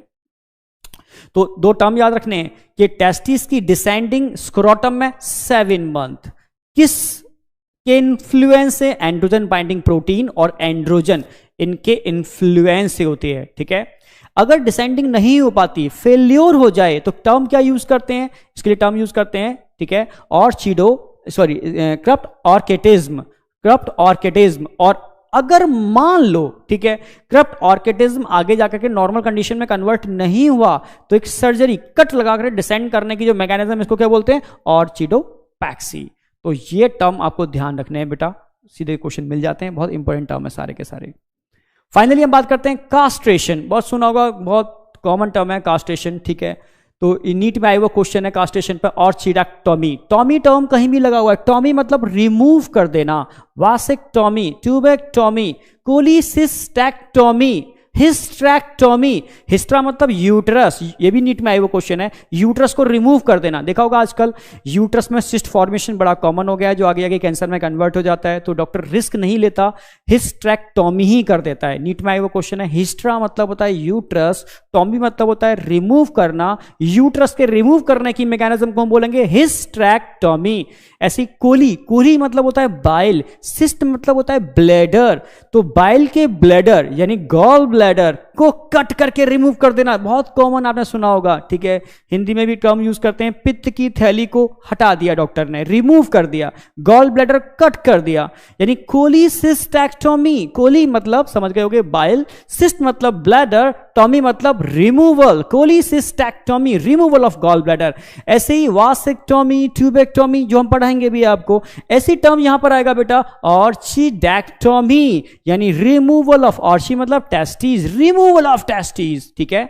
तो अक्सर कर आप कहोगे सर रिमूवल ऑफ टेस्टिस की रिक्वायरमेंट क्या है, ठीक है। ग्रामीण क्षेत्रों में पहले जो हमारा एग्रीकल्चर था वो कह सकते हो कि बहुत ज्यादा हाई टेक नहीं था, एनिमल्स का हम यूज करते थे, सुना भी होगा कोल्हू का बैल, देखा होगा कोल्हू, कोल्हू समझते हो आप, ठीक है, कि गन्ने का रस निकाल करके उससे गुड़ बनाने की जो मैकेनिज्म होती है, तो उसकी बैल को बांध के घुमाया जाता है, कंटिन्यू घूमता रहता है, और बैल आप देखा होगा कितना पावरफुल होता है, पर अगर उसके टेस्टीज इनिशियल फेज में निकाल दिए जाएं तो बॉडी में टेस्टोस्टेरोन का लेवल कम हो जाता है, तो वो ह्यूमन के अकॉर्डिंग काम करता है, ठीक है, यानी डोडेसिल, ठीक है, कह सकते हो कि थोड़ा सीधा हो जाता है, क्योंकि इसकी एग्रेसिवनेस कम हो जाती है, ठीक है, समझना मेरी बात, उसकी एग्रेसिवनेस को कम करने में। तो इसलिए जो ग्रामीण क्षेत्र के लोग होते थे पहले कास्ट्रेशन किया करते थे एनिमल्स का, तो कास्ट्रेशन में समझ में आ गया होगा होता क्या है, कास्ट्रेशन के अंदर रिमूवल ऑफ टेस्टिस होता है, टेस्टिस को रिमूव कर दिया जाता है इनिशियल फेज में, जिसमें बुल कन्वर्ट इनटू बुल ऑक, ये आया हुआ क्वेश्चन है, नीट का क्वेश्चन है कि बुल कन्वर्ट इनटू बुल ऑक, क्या बोलते हैं इसको, बुल कन्वर्ट इनटू बुल ऑक, यानी बुल तो आप जानते हो फर्टाइल होता है, बुल ऑक यानी ऑक्स, उसका कास्ट्रेशन हो जाता है, ठीक है। कास्ट्रेशन हो जाने की वजह से टेस्टिस नहीं होते तो वो क्या होता है, इनफर्टाइल होता है। समझ रहे हो ना मेरी बात? तो बुल का बुल ऑक में कन्वर्ट होना, इसी को बोलते हैं हम क्या, कास्ट्रेशन। तो कास्ट्रेशन समझ में आया होगा कि बुल का बुल ऑक में कन्वर्ट होना। क्रशिंग ऑफ टेस्टिस या रिमूवल ऑफ टेस्टिस, कास्ट्रेशन, ठीक है। Make the animal less aggressive, docile, because level of testosterone hormone क्या हो जाएगा, डिक्रीज। तो टर्म याद रखना है, नीट में आई हुआ क्वेश्चन है बेटा, रिपीट भी हो सकता है, तो थोड़ा सा आपको ध्यान रखना होगा। एक नोटेबल पॉइंट लिखा है, टर्मिनोलॉजी आपकी स्ट्रांग होनी चाहिए। बायो रट्टाफिकेशन नहीं है, बायो टोटली कंसेप्चुअल है, टोटली टर्मिनोलॉजी पर बेस्ड है। क्योंकि अभी तो आपको 4 सब्जेक्ट पढ़ना है, ठीक है, पढ़ रहे हो, बट आगे जाके ओनली आपको यही स्पेशली, समझ रहे हो ना, जॉलजी यही पढ़नी है आपको। और यहाँ और ढेरों सारी किताब, मतलब बहुत कुछ। तो यहाँ आपके जितने टर्मिनोलॉजी आपकी स्ट्रांग होगी, कंसेप्ट आपके उतने ही स्ट्रांग होंगे। मेडिकल फील्ड में यही सारा कंसेप्ट है, ठीक है। जैसे मैंने बताया ना, ऑर्ची, ऑर्ची मतलब होता है टेस्टीज, टॉमी कर दो, रिमूव कर देना। आइटिस मतलब इन्फ्लामेशन, अगर कहीं पर भी इन्फ्लामेशन टर्म आता है तो लास्ट में आइटिस लगेगा, ठीक है। तो और चाइटिस, और चाइटिस, ऑर्ची मतलब टेस्टिस, आइटिस मतलब इन्फ्लामेशन, यानी टेस्टिस में इन्फ्लामेशन। आपको पता है डिफरेंट टाइप के हेलमंथीज भी इसके लिए रिस्पॉन्सिबल होते हैं, डिफरेंट टाइप के कह सकते हो कि बैक्टीरियल इन्फेक्शन भी इसके लिए रिस्पॉन्सिबल होते हैं। इन्फ्लामेशन या चोट लगने से भी इन्फ्लामेशन हो सकता है, आपको पता है सारी बातें। तो बहुत सारी चीजें ऐसी हैं जो टेस्टिस में इन्फ्लामेशन कर देती हैं, स्वेलिंग आ जाती है, और इन्फ्लामेशन अगर कंट्रोल नहीं हुआ, ठीक है, बहुत ज्यादा होता रहा, तो कहते हैं ना टेस्टिस में पानी का भर जाना, इसी को टर्म यूज करते हैं हम क्या, हाइड्रोसील। हाइड्रोसील का मतलब है यानी हमारे टेस्टिस में इन्फ्लामेटरी फ्लूइड का डिपॉजिट हो जाना, अगर कंट्रोल नहीं हुआ, यही आगे जाकर के एलिफेंटियासिस टर्म सुना होगा आपने, तो वहां पर भी उसको कॉज कर, उसके केस में भी इसको टर्म यूज करते हैं, वहां भी इन्फ्लामेशन होता है और यह टर्म क्रिएट हो जाता है। तो और चाइटिस इन्फ्लामेशन ऑफ टेस्टिस, क्लियर है। Hydrocele accumulation of fluid in testis, ये टर्मिनोलॉजी है, आपको क्लियर होनी चाहिए, ठीक है। आगे बढ़ते हैं। अब मैंने बताया ना, साथ साथ हम एनसीईआरटी डिस्कस करते जाएंगे, जितना हमारा होता जाएगा। हमने कंसेप्ट सारे करा दिए, अब एनसीईआरटी को देख लेते हैं, एनसीईआरटी क्या कह रही है उन्हीं की बातों के लिए शॉर्ट में। तो एनसीईआरटी ने क्या बोला था, testis are situated outside the abdominal cavity within a pouch, scrotum, समझ में आ गया आपको, ठीक है। इसके अलावा टेस्ट और क्या क्या एनसीईआरटी बोल रही है, the scrotum help in maintaining the low temperature, कितना low temperature, 2 to 2.5 body temperature से, ठीक है। जो क्या काम करता है, ये नेसेसरी होता है, किसके लिए नेसेसरी होता है, डायरेक्टली क्वेश्चन आ जाएगा, स्पर्मेटोजेनेसिस के लिए रिक्वायर्ड होता है। जबकि आप समझना, इन एडल्ट ईच टेस्टिस कैसे होते हैं, ये मैंने बताया कि ओवल शेप होते हैं, क्वेश्चन आ सकता है, ठीक है। लेंथ कितनी होती है इनकी, 4 to 5 सेंटीमीटर होती है, एनसीईआरटी की लाइन लिखा दी है। विड्थ कितनी होती है, 2 to 3 सेंटीमीटर होती है। The testis covered by a dense covering, जो मैं आगे बताने वाला हूं, कवरिंग ऑफ टेस्टिस में। अब आगे का पोर्शन मैं भी आगे कराऊंगा, यहां तक मैंने एकदम क्लियर करा दिया कि टेस्टिस में क्या होते हैं भाई, लगभग 250 कंपार्टमेंट होते हैं, इनको टेस्टिकुलर लोब्यूल्स बोलते हैं, जो मैं पढ़ाने वाला हूं जस्ट आगे। साथ साथ में हम एनसीईआरटी लेके चल रहे हैं। अब बिल्कुल क्लियर करते हैं इस चीज को कि भाई टेस्टिकुलर लोब्यूल्स होते क्या हैं। अगर आप टेस्टिस का टीएस देखोगे, इंटरनल स्ट्रक्चर देखोगे, ठीक है, तो किस तरीके से आपको समझ में आएगा। अब देखना, यहां हम क्लियर कर रहे हैं, यहां हम बात करेंगे कवरिंग ऑफ टेस्टिस। अगर मैं कवरिंग ऑफ टेस्टिस की बात करता हूं, बिल्कुल एकदम क्लियर अच्छे से,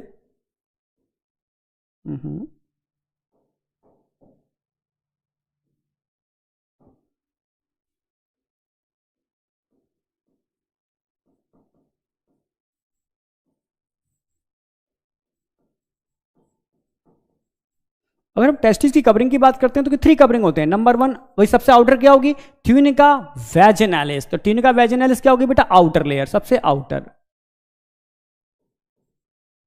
तो सबसे आउटर जो होती है ट्यूनिका वैजिनालिस, भाई ये क्वेश्चन आता है डायरेक्टली, क्वेश्चन क्या मिलेगा, इनकम्प्लीट लेयर के लिए पूछेगा वो। तो कौन सी लेयर इनकम्प्लीट लेयर होती है, ट्यूनिका वैजिनालिस, इनकम्प्लीट लेयर। अब ध्यान से देखना, ये टोटली इनकम्प्लीट है। इनकम्प्लीट का मतलब टेस्टिस के अराउंड नहीं होगी, एपिडिडाइमिस के अराउंड देखने को मिलेगी, पर टेस्टिस के अराउंड नहीं मिलेगी, सिंगल लेयर, वो भी मेनली इनकम्प्लीट हो गई, टेस्टिस को हाफली कवर्ड करके रख रही है। तो ट्यूनिका वैजिनालिस, ध्यान रखना है आपको, इनकम्प्लीट लेयर होती है, डेंस इरेगुलर कनेक्टिव टिश्यू से मिलकर के बनी होती है। तो इनकम्प्लीट लेयर पर क्वेश्चन आता है, इनकम्प्लीट लेयर ट्यूनिका वैजिनालिस, ठीक है। तो सबसे आउटर होती है, इनकम्प्लीट होती है ट्यूनिका वेजिनलिस। अब ट्यूनिका वेजिनलिस के अंदर ध्यान से देखना, आपको कुछ कंपार्टमेंट देखने को मिल रहे हैं, कंपार्टमेंट, बॉक्स, डब्बे, ठीक है। इन कंपार्टमेंट को बनाने के लिए सेकंड लेयर होती है, उसको बोलते हैं ट्यूनिका एल्ब्यूजिनिया। ट्यूनिका टर्म आता है लेयर के लिए, ट्यूनिका मतलब layer, tunica vaginalis outer layer, albuginea middle layer और वैस्कुलरिस सबसे इनर लेयर, ठीक है। तो ट्यूनिका एल्ब्यूजिनिया मिडिल लेयर है, जो ब्लू कलर से मैंने रिप्रेजेंट किया है, जो कंपार्टमेंट बना रही है। क्वेश्चन आएगा which of the following layer of testis responsible for formation of compartment या टेस्टिक्यूलर लोब्यूल्स। आप बोलोगे ट्यूनिका एल्ब्यूजिनिया। तो ध्यान रखना, कंसेप्चुअल क्वेश्चन एनसीईआरटी बेस्ड ही बनते हैं, बस कंसेप्ट क्लियर होने चाहिए। तो इनकम्प्लीट लेयर पूछेगा tunica vaginalis. Which of the following layer responsible for formation of compartment, tunica, ठीक है, एल्ब्यूजिनिया। और which of the following layer present inside the compartment, ठीक है, तो कंपार्टमेंट के अंदर तो आप बोलते हो हाईली वैस्कुलर लेयर होती है, ट्यूनिका वैस्कुलरिस।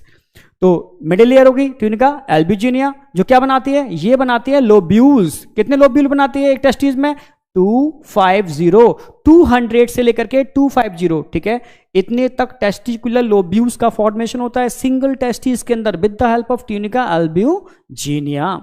अब थर्ड जो लेयर है बेटा, वो ध्यान रखनी है, ट्यूनिका वैस्कुलरिस, ठीक है। क्वेश्चन आएगा which of the following layer present between lobule, तो ध्यान, प्रेजेंट बिटवीन लोब्यूल जो होगी ट्यूनिका वैस्कुलरिस। ट्रिक आपको ऐसे याद रखनी पड़ेगी, ठीक है, VAV आपको याद रखना है, ठीक है। V फॉर वेजिनलिस, फिर एल्ब्यूजिनिया, फिर वैस्कुलरिस। वैस्कुलरिस हाईली वैस्कुलर लेयर बाहर तो नहीं हो सकती, हाईली वैस्कुलर लेयर सबसे अंदर होगी, बाहर तो फाइब्रस लेयर होगी। तो dense irregular connective tissue, it is a fibrous connective tissue. तो डेंस इरेगुलर कनेक्टिव टिश्यू से मिलकर बनी होगी, वो क्या होगी, आउटर वेजिनलिस, और हाईली वैस्कुलर लेयर इनसाइड, और सेंटर में क्या होगी, ए एल्ब्यूजिनिया। तो यही एक ट्रिक है जो आपको याद दिलाएगी, नहीं तो भूल जाओगे आप, AVAV, ठीक है। तो ये तीनों लेयर ध्यान रखनी है, outer layer, incomplete layer, tunica vaginalis number 1, ठीक है। टेस्टिकुलर लोब्यूल्स को बनाने के लिए रिस्पॉन्सिबल लेयर ट्यूनिका एल्ब्यूजिनिया, 200 से 250 इस टेस्टिकुलर लोब्यूल्स या कंपार्टमेंट बनाने के लिए रिस्पॉन्सिबल होती है। और इन कंपार्टमेंट के अंदर जो वेस्कुलर लेयर है ट्यूनिका वैस्कुलरिस। ये 3 टाइप के क्वेश्चन यहां से बनते हैं। अब बताती है इन कंपार्टमेंट में जो ट्यूब्यूल्स हैं, कॉइल ट्यूब्यूल, इनको हम बोलते क्या है, इनको बोलते हैं सेमिनिफरस ट्यूब्यूल। अगर मैं इन कंपार्टमेंट में ध्यान से देखूं ना, इन कंपार्टमेंट के आपको कॉइल ट्यूब्यूल्स देखने को मिल रहे हैं, इन कॉइल ट्यूब्यूल को हम बोलते हैं सेमिनिफरस ट्यूब्यूल। तो सेमिनिफरस ट्यूब्यूल्स की अगर हम बात करते हैं बेटा, तो सेमिनिफरस ट्यूब्यूल ईच कंपार्टमेंट में कितने होते हैं, एनसीईआरटी की लाइन 1 2 3, यानी 1 2 3 seminiferous tubule present in each compartment, each lobule, ठीक है। तो ऐसे भी पूछ सकता है टोटल कितने सेमिनिफरस ट्यूब्यूल होते हैं, भाई टोटल कंपार्टमेंट कितने होते हैं, 200 से 250 के आसपास। तो इसी का 1 2 3 आप टाइम करोगे तो इतने सेमिनिफरस ट्यूब्यूल हो सकते हैं, यानी 250 से आगे अगर आप बढ़ाओगे आप, ठीक है, आगे, ठीक है, तो अप्रोक्सीमेटली 700 के आसपास तक ये क्या देखने को मिल सकते हैं, सेमिनिफरस ट्यूब्यूल देखने को मिल सकते हैं। अब सेमिनिफरस ट्यूब्यूल जो आपको रेड कलर के कॉइल स्ट्रक्चर दिख रहे हैं, that is called seminiferous tubule. ये सारे सेमिनिफरस ट्यूब्यूल मिलकर के कॉमन डक्ट में खुलते हैं। इस कॉमन डक्ट को हम क्या बोलते हैं, tubuli recti. Tubuli recti is a common duct जो 1 2 3 सेमिनिफरस ट्यूब्यूल के डक्ट के मिलने से जो कॉमन डक्ट बनती है, इसको बोलते हैं ट्यूबुलाe रेक्टी। और ये ट्यूबुलाe रेक्टी आगे जाकर के ओपन होती है बेटा, समझना, आगे जाकर के ट्यूबुलाe रेक्टी ओपन होती है एक नेटवर्क ऑफ ट्यूब्यूल। इन नेटवर्क ऑफ ट्यूब्यूल को बोलते हैं rete testis. It is a network of tubule. तो ध्यान रखना है आपको कि सेमिनिफरस ट्यूब्यूल्स ओपन करते हैं ट्यूबुलाe रेक्टी के अंदर, सीक्वेंस में अरेंज किए, इससे आपको याद भी रहे। सेमिनिफरस ट्यूब्यूल का भाई किसमें ओपनिंग है, ट्यूबुलाe रेक्टी। ट्यूबुलाe रेक्टी किसमें ओपन करते हैं, rete testis. Rete testis is a network of tubule which present between, आप बोलोगे tubuli recti and vasa efferentia. तो ट्यूबुलाe रेक्टी ध्यान रखना है आपको, ठीक है। Rete testis is a network of tubule which present between tubuli recti and vasa efferentia. आगे जाकर के इनसे वासा इफ्रेंसिया कितने होते हैं, आप बोलोगे ये भी डक्ट है, 10 to 12 डक्ट के मिलने से, भाई 10 to 12 वासा इफ्रेंसिया डक्ट हैं, जिनके मिलने से एक कॉइल्ड स्ट्रक्चर और बनता है, इसको बोलते हैं एपिडिडाइमिस। तो एक बात क्लियर होगी, कंपार्टमेंट 200 से 250 जिनमें 1 2 3 seminiferous tubule present in each compartment, 1 2 3 seminiferous tubule present in each compartment. सारे सेमिनिफरस ट्यूब्यूल मिलकर के कॉमन डक्ट बनाते हैं, क्या बोलते हैं इसको? ट्यूबुला रेक्टी। ट्यूबुला रेक्टी मिलकर के एक नेटवर्क ऑफ ट्यूब्यूल बनाते हैं, रेटिडेस्टिस। रेटिडेस्टिस आगे जाकर के वही 10 to 12 ट्यूब्यूल्स में ओपन करते हैं वासा इफ्रेंसिया, और ये वासा इफ्रेंसिया आगे जाकर के कॉइल्ड स्ट्रक्चर बनाते हैं, टेस्टिस के ऊपर होता है एपिडिडाइमिस। तो क्वेश्चन आता है कि एपिडिडाइमिस का फॉर्मेशन कितने, वही नंबर ऑफ पूछेगा, वही नंबर ऑफ, ठीक है, vasa efferentia 10 to 12 Vasa efferentia का कॉइल्ड स्ट्रक्चर है एपिडिडाइमिस, समझ ही रहे होगे। तो यही 10 to 12 कॉइल्ड वेसल्स अंदर किसका स्ट्रक्चर बना रहे हैं? आप बोलोगे एपिडिडाइमिस, जिसके भी 3 पार्ट होते हैं। भाई ऊपर कैप, कैप हेड पर क्या होती है? कैप। तो कैप से ध्यान रखना है आपको, कैप्यूट एपिडाइमिस। कॉइडा, कॉइडा मतलब होता है टेल, तो टेल पर जो होगा कॉइडल या कॉइडा, कॉइडा मतलब कॉइडल एपिडाइमिस। तो एपिडाइमिस को 3 पार्ट में डिवाइड कर सकते हो, ठीक है। एक तो मैंने बताया कैप्यूट, कॉइडा, और बीच वाला कॉर्पस, कॉर्पस बॉडी मिडिल वाला पार्ट होता है, ठीक है। तो हेड वाला पार्ट है कैप्यूट, मिडिल वाला पार्ट है कॉर्पस, और टेल वाला पार्ट है कॉइडल। क्योंकि क्वेश्चन आया हुआ है, क्वेश्चन क्या आया हुआ है? वास्ट डिफरेंस का ओरिजिन किस से होता है? कॉइडा, कैप्यूट या कॉर्पस। तो ध्यान होगा कि वास्ट डिफरेंस इसके टेल वाले पार्ट से निकलता है, लास्ट वाले पार्ट से निकलता है। तो लास्ट वाले पार्ट को, टेल को हम क्या बोलते हैं? कॉइडा, इसलिए कॉइडल एपिडिडाइमिस, यानी vas deferens originate from caudal epididymis. ये क्वेश्चन आया हुआ है, ठीक है।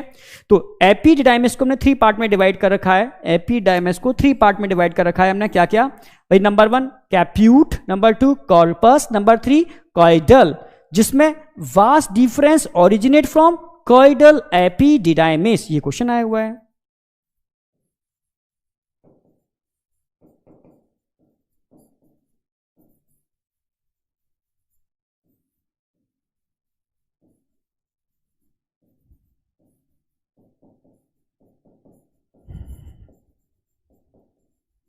कॉइडल एपिडाइमिस, तो इसका ओरिजिन कहां से हुआ? कॉइडल एपिडिडाइमिस से इसका ओरिजिन हुआ है, ठीक है। तो एक बात तो क्लियर हो गई होगी, टेस्टिस का इंटरनल स्ट्रक्चर, ठीक है। तीनों लेयर क्लियर हो गए, covering of testis, outer layer, ठीक है, tunica vaginalis, middle layer tunica, ठीक है, एल्ब्यूजिनिया, सबसे inner layer tunica vascularis. Incomplete layer पूछेगा तो आप समझ में आ गया होगा, ठीक है।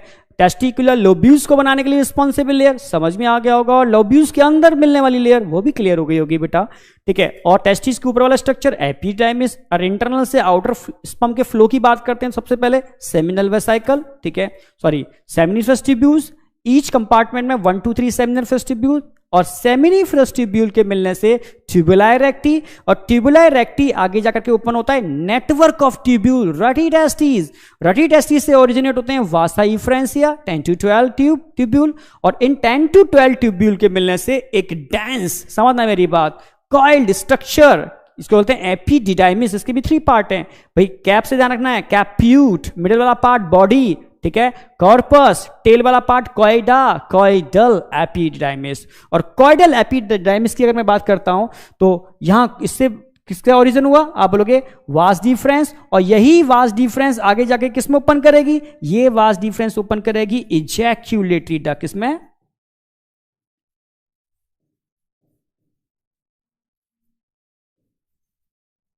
और इजैक्यूलेटरी डक्ट आप जानते हो किसमें ओपन करेगी? यूरेथ्रा।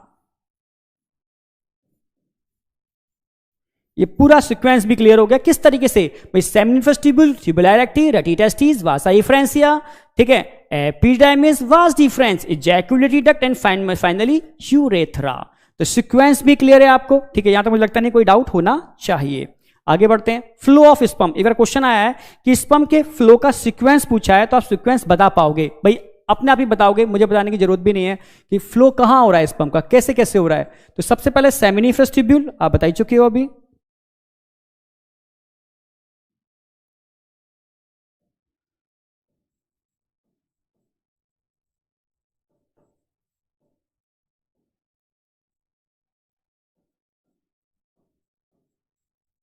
सेमिनिफरस ट्यूब्यूल से कहां जाएंगे? आप समझ ही गए होंगे, seminiferous tubule open in tubuli recti,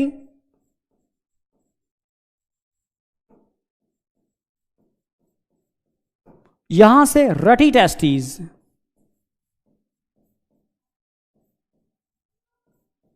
रटी testes से कहां एंटर करेंगे? रटी टेस्टीज आप जानते हो it is the network of tubule which open इन, ठीक है, वासा एफरेंसिया।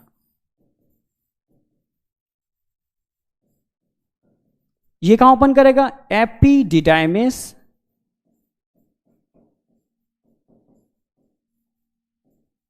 और एपिडिडाइमिस कहां ओपन करेगा? एपिडाइमिस ओपन करेगा वास deferens.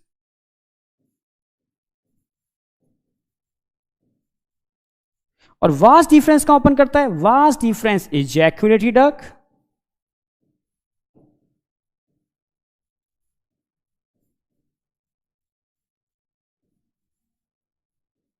Ejaculatory duct, finally urethra. यहां तक एकदम क्लियर कहां से स्टार्ट हुआ और हम कहां पहुंच गए, ठीक है। इसमें आपको एक बात ध्यान रखनी है कि which of the following duct 1 2 tubuli recti, rete testis, rete testis, vasa efferentia, epididymis and vas deferens, इन चारों के मिलने से क्या बनता है?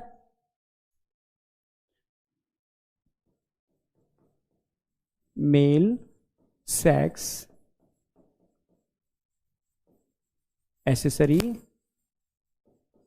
डक्ट्स। ये क्वेश्चन आता है, इनमें कौन कौन से मेल सेक्स एसेसरी डक्ट्स हैं? तो मेल सेक्स एसेसरी डक्ट में रेटी टेस्टिस क्लियर है आपको, वासा एफ्रेंसिया क्लियर है आपको, एपिडिडाइमिस भी क्लियर है आपको, और वास डिफरेंस भी क्लियर है। तो दो बातें क्लियर हो गई, मेल सेक्स एसेसरी डक्ट भी क्लियर हो गए, स्पर्म का फ्लो किस डायरेक्शन में कहां हो रहा है वो भी क्लियर हो गया। तो यहां तक मुझे लगता नहीं कोई डाउट आपको होना चाहिए। अब हम अगर टेस्टिस का टीएस देखते हैं, यानी सेमिनिफरस ट्यूब्यूल से कट करके देखते हैं, तो इंटरनल स्ट्रक्चर क्या देखने को मिलता है? ये बहुत कंसेप्चुअल है और समझने का है, तो उसको बहुत अच्छे से समझना, टोटली कंसेप्चुअल है, ठीक है। अब देखो, मान लो यहां तो हाइपोथैलेमस है, ऊपर हम हाइपोथैलेमस दिखा देते हैं।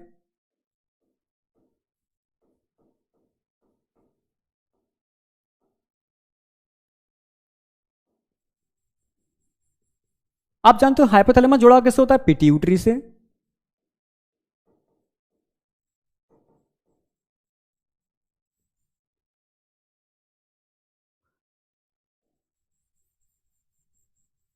अब हाइपोथैलेमस तो कंट्रोल करता है पिट्यूटरी को, क्योंकि हाइपोथैलेमस ये रिलीज करेगा GnRH।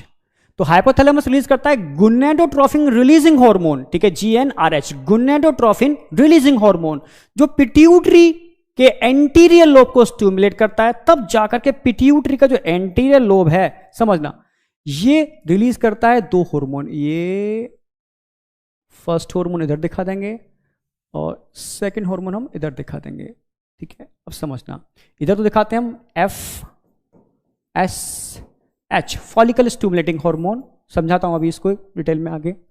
यहां ल्यूटेनाइजिंग हार्मोन LH, समझना। एक्चुअल में होता क्या है? सबसे पहले अगर आप टेस्टिस को इंटरनल कट करके देखोगे तो अंदर क्या देखने को मिल रहे हैं आपको? Seminiferous tubule. अभी हमने बताया ये क्या है सब? Seminiferous tubules. ये एक लोब में कितने सेमिनिफरस ट्यूब्यूल्स हो सकते हैं? वही एक भी हो सकते हैं, दो भी हो सकते हैं और तीन भी हो सकते हैं, यानी 1 2 3 तक सेमिनिफरस ट्यूब्यूल हो सकते हैं, ठीक है।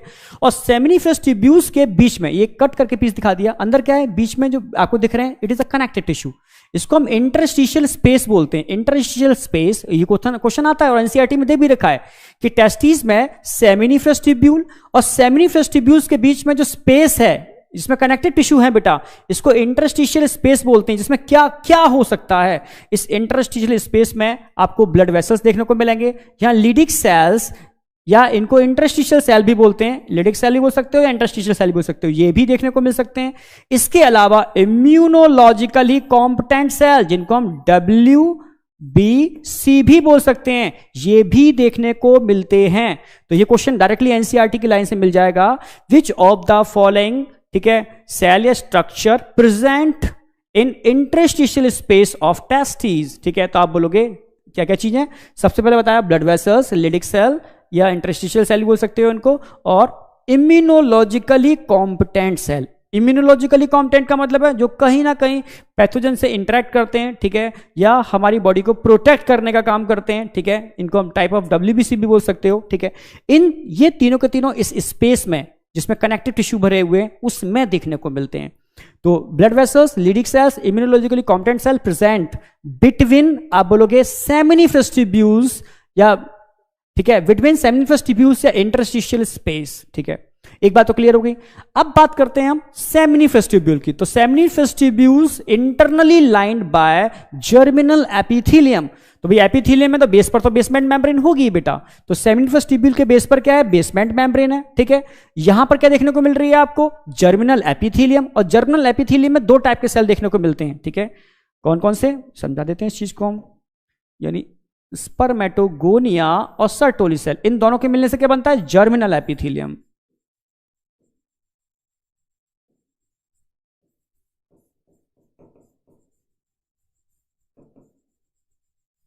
तो अगर हम जर्मिनल एपिथेलियम की बात करते हैं, जर्मिनल एपिथेलियम का फॉर्मेशन स्पर्मेटोगोनिया, जो दिख रहे हैं आपको ग्रीन कलर से दिखा रखे हैं, स्पर्मेटोगोनिया जो स्पर्म का फॉर्मेशन करेंगे, और बीच बीच में ठीक है मॉडिफाइड सेल देखने को मिलेंगे, इनको सर्टोली सेल, नर सेल या सस्टेंटेकुलर सेल भी बोल सकते हो। ठीक है, ये स्पर्म के मैच्योरेशन के लिए रिस्पॉन्सिबल होते हैं। ठीक है, तो ध्यान रखना है यहां पर जर्मिनल एपिथेलियम टू टाइप के सेल के मिलने से बनता है, स्पर्मेटोगोनिया जो आगे जाके स्पर्म का फॉर्मेशन करते हैं, ठीक है, और सर्टोली सेल, नर सेल क्योंकि न्यूट्रिशन प्रोवाइड कराते हैं, सस्टेंटिकुलर सेल भी बोलते हैं इनको। ठीक है, इनके मिलने से जर्मिनल एपिथेलियम। अब स्पर्मेटोगोनिया पर आ जाओ। ये स्पर्मेटोगोनिया स्टेप बाय स्टेप आगे बढ़ते जाएंगे। मियोसिस होगी तभी तो स्पर्म बनेंगे। स्पर्मेटोगोनिया तो डिप्लॉयड होते हैं, फिर मियोसिस साइज बढ़ेगा इनको प्राइमरी स्पर्मेटोसाइट बोलेंगे, फिर इनमें मियोसिस फर्स्ट होगी जिससे सेकेंडरी स्पर्मेटोसाइट बनेंगे, फिर मियोसिस सेकंड होगी इसके अंदर जिससे स्पर्मेटिड बनेंगे। इसको डिटेल में पूरी मैकेनिज्म अलग समझाइए, ये हम एक शॉर्ट नहीं समझाना चाह रहे हैं आपको कि किस तरीके से स्पर्म का फॉर्मेशन होता है। तो ये होती है पूरी की पूरी स्पर्मेटोजेनेसिस, और इसी में एक स्टेप आता है मैच्योरेशन ऑफ स्पर्म, इसको बोलते हैं स्पर्मियोजेनेसिस, यानी स्पर्मेटिड का स्पर्मेटोजोआ या स्पर्म में कन्वर्जन, स्पर्मियोजेनेसिस।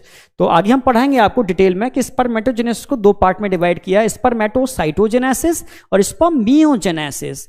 स्पर्मेटोसाइटोजेनेसिस के अंदर भाई स्पर्मेटोगोनिया स्पर्मेटिड में कन्वर्ट होते हैं, और स्पर्मेटिड का स्पर्मेटोजोआ या मैच्योर स्पर्म में कन्वर्ट होना, इसी को बोलते हैं स्पर्मियोजेनेसिस। तो स्पर्मेटोसाइटोजेनेसिस देन स्पर्मियोजेनेसिस, स्पर्मेटोसाइटोजेनेसिस क्योंकि यहां साइटोप्लाज्म का डिवीजन हो रहा है, स्पर्मियोजेनेसिस क्योंकि यहां मैच्योरेशन हो रहा है। ठीक है, ये पूरी मैकेनिज्म को कॉमनली हम क्या बोलते हैं, स्पर्मेटोजेनेसिस। तो अब समझना इस पूरी मैकेनिज्म को कंट्रोल कैसे किया जा रहा है। ठीक है, इसके लिए लिडिक सेल भी रिस्पॉन्सिबल होते हैं और नर सेल, सस्टेंटिकुलर सेल भी रिस्पॉन्सिबल होते हैं, हाइपोथैलेमस भी रिस्पॉन्सिबल होता है और पिट्यूटरी भी रिस्पॉन्सिबल होती है। कैसे, स्ट्रक्चर समझ में आया होगा भाई, अंदर सेमिनिफरस ट्यूब्यूल्स और उनके बीच में इंटरस्टिशियल स्पेस। इंटरस्टिशियल स्पेस में 3 टाइप के सेल समझ में आ गए। सेमिनिफरस ट्यूब्यूल में मेनली क्या है, मेनली बेसमेंट मेम्ब्रेन है, उसके ऊपर कौन लगे हुए, जर्मिनल एपिथेलियम। 2 टाइप के सेल के मिलने से बनी है, स्पर्मेटोगोनिया जो स्पर्म का फॉर्मेशन करते हैं, और नर्स सेल या सर्टोली सेल जो स्पर्म का मैच्योरेशन करते हैं। ठीक है, ये तो भाई क्या हो रहा है, स्पर्म का फॉर्मेशन हो रहा है, स्पर्मेटिड बन गए। मैच्योरेशन के लिए ये सेल क्या रिलीज करते हैं, स्पर्म मैच्योरेशन फैक्टर, ठीक है, जो स्पर्मियोजेनेसिस को इंड्यूस करते हैं, तब जाकर के स्पर्मेटोजोआ या मैच्योरेशन ऑफ स्पर्म होता है। ठीक है, पर ये पूरी मैकेनिज्म कंट्रोल कैसे होती है वही समझाना चाह रहा हूं। तो सबसे पहले हाइपोथैलेमस से निकलता है GnRH, जब पिट्यूटरी, समझना जब मेल के अंदर मैच्योरिटी आती है, प्यूबर्टी आती है, ठीक है, जब कह सकते हो गैमेटोजेनेसिस की मैकेनिज्म स्टार्ट होती है, वो वाली फेज। ठीक है, तो सबसे पहले वही 11-12 साल वाली जो एज होती है, तो इस एज पर गैमेटोजेनेसिस स्टार्ट होती है। तो गैमेटोजेनेसिस स्टार्ट कैसे होती है, हाइपोथैलेमस रिलीज करता है गोनाडोट्रोफिन रिलीजिंग हार्मोन, क्योंकि गोनाडोट्रोफ्स जो होते हैं बेटा वो LH और FSH होते हैं जो गोनैड को कंट्रोल करते हैं। ठीक है, गोनैड कौन होते हैं, सेक्स ऑर्गन जो होते हैं, प्राइमरी सेक्स ऑर्गन, इन्हीं को हम गोनैड्स बोलते हैं। ठीक है, तो प्राइमरी सेक्स ऑर्गन गोनैड्स को कंट्रोल करने के लिए गोनाडोट्रोफिन रिलीजिंग हार्मोन कहां से निकलेंगे? हाइपोथैलेमस से, जो पिट्यूटरी के एंटीरियर लोब को, एंटीरियर पिट्यूटरी को इंड्यूस करेंगे कि भाई अब आप गुनेडोट्रोफिन्स को रिलीज करो। अब गुनेडोट्रोफिन कौन होते हैं?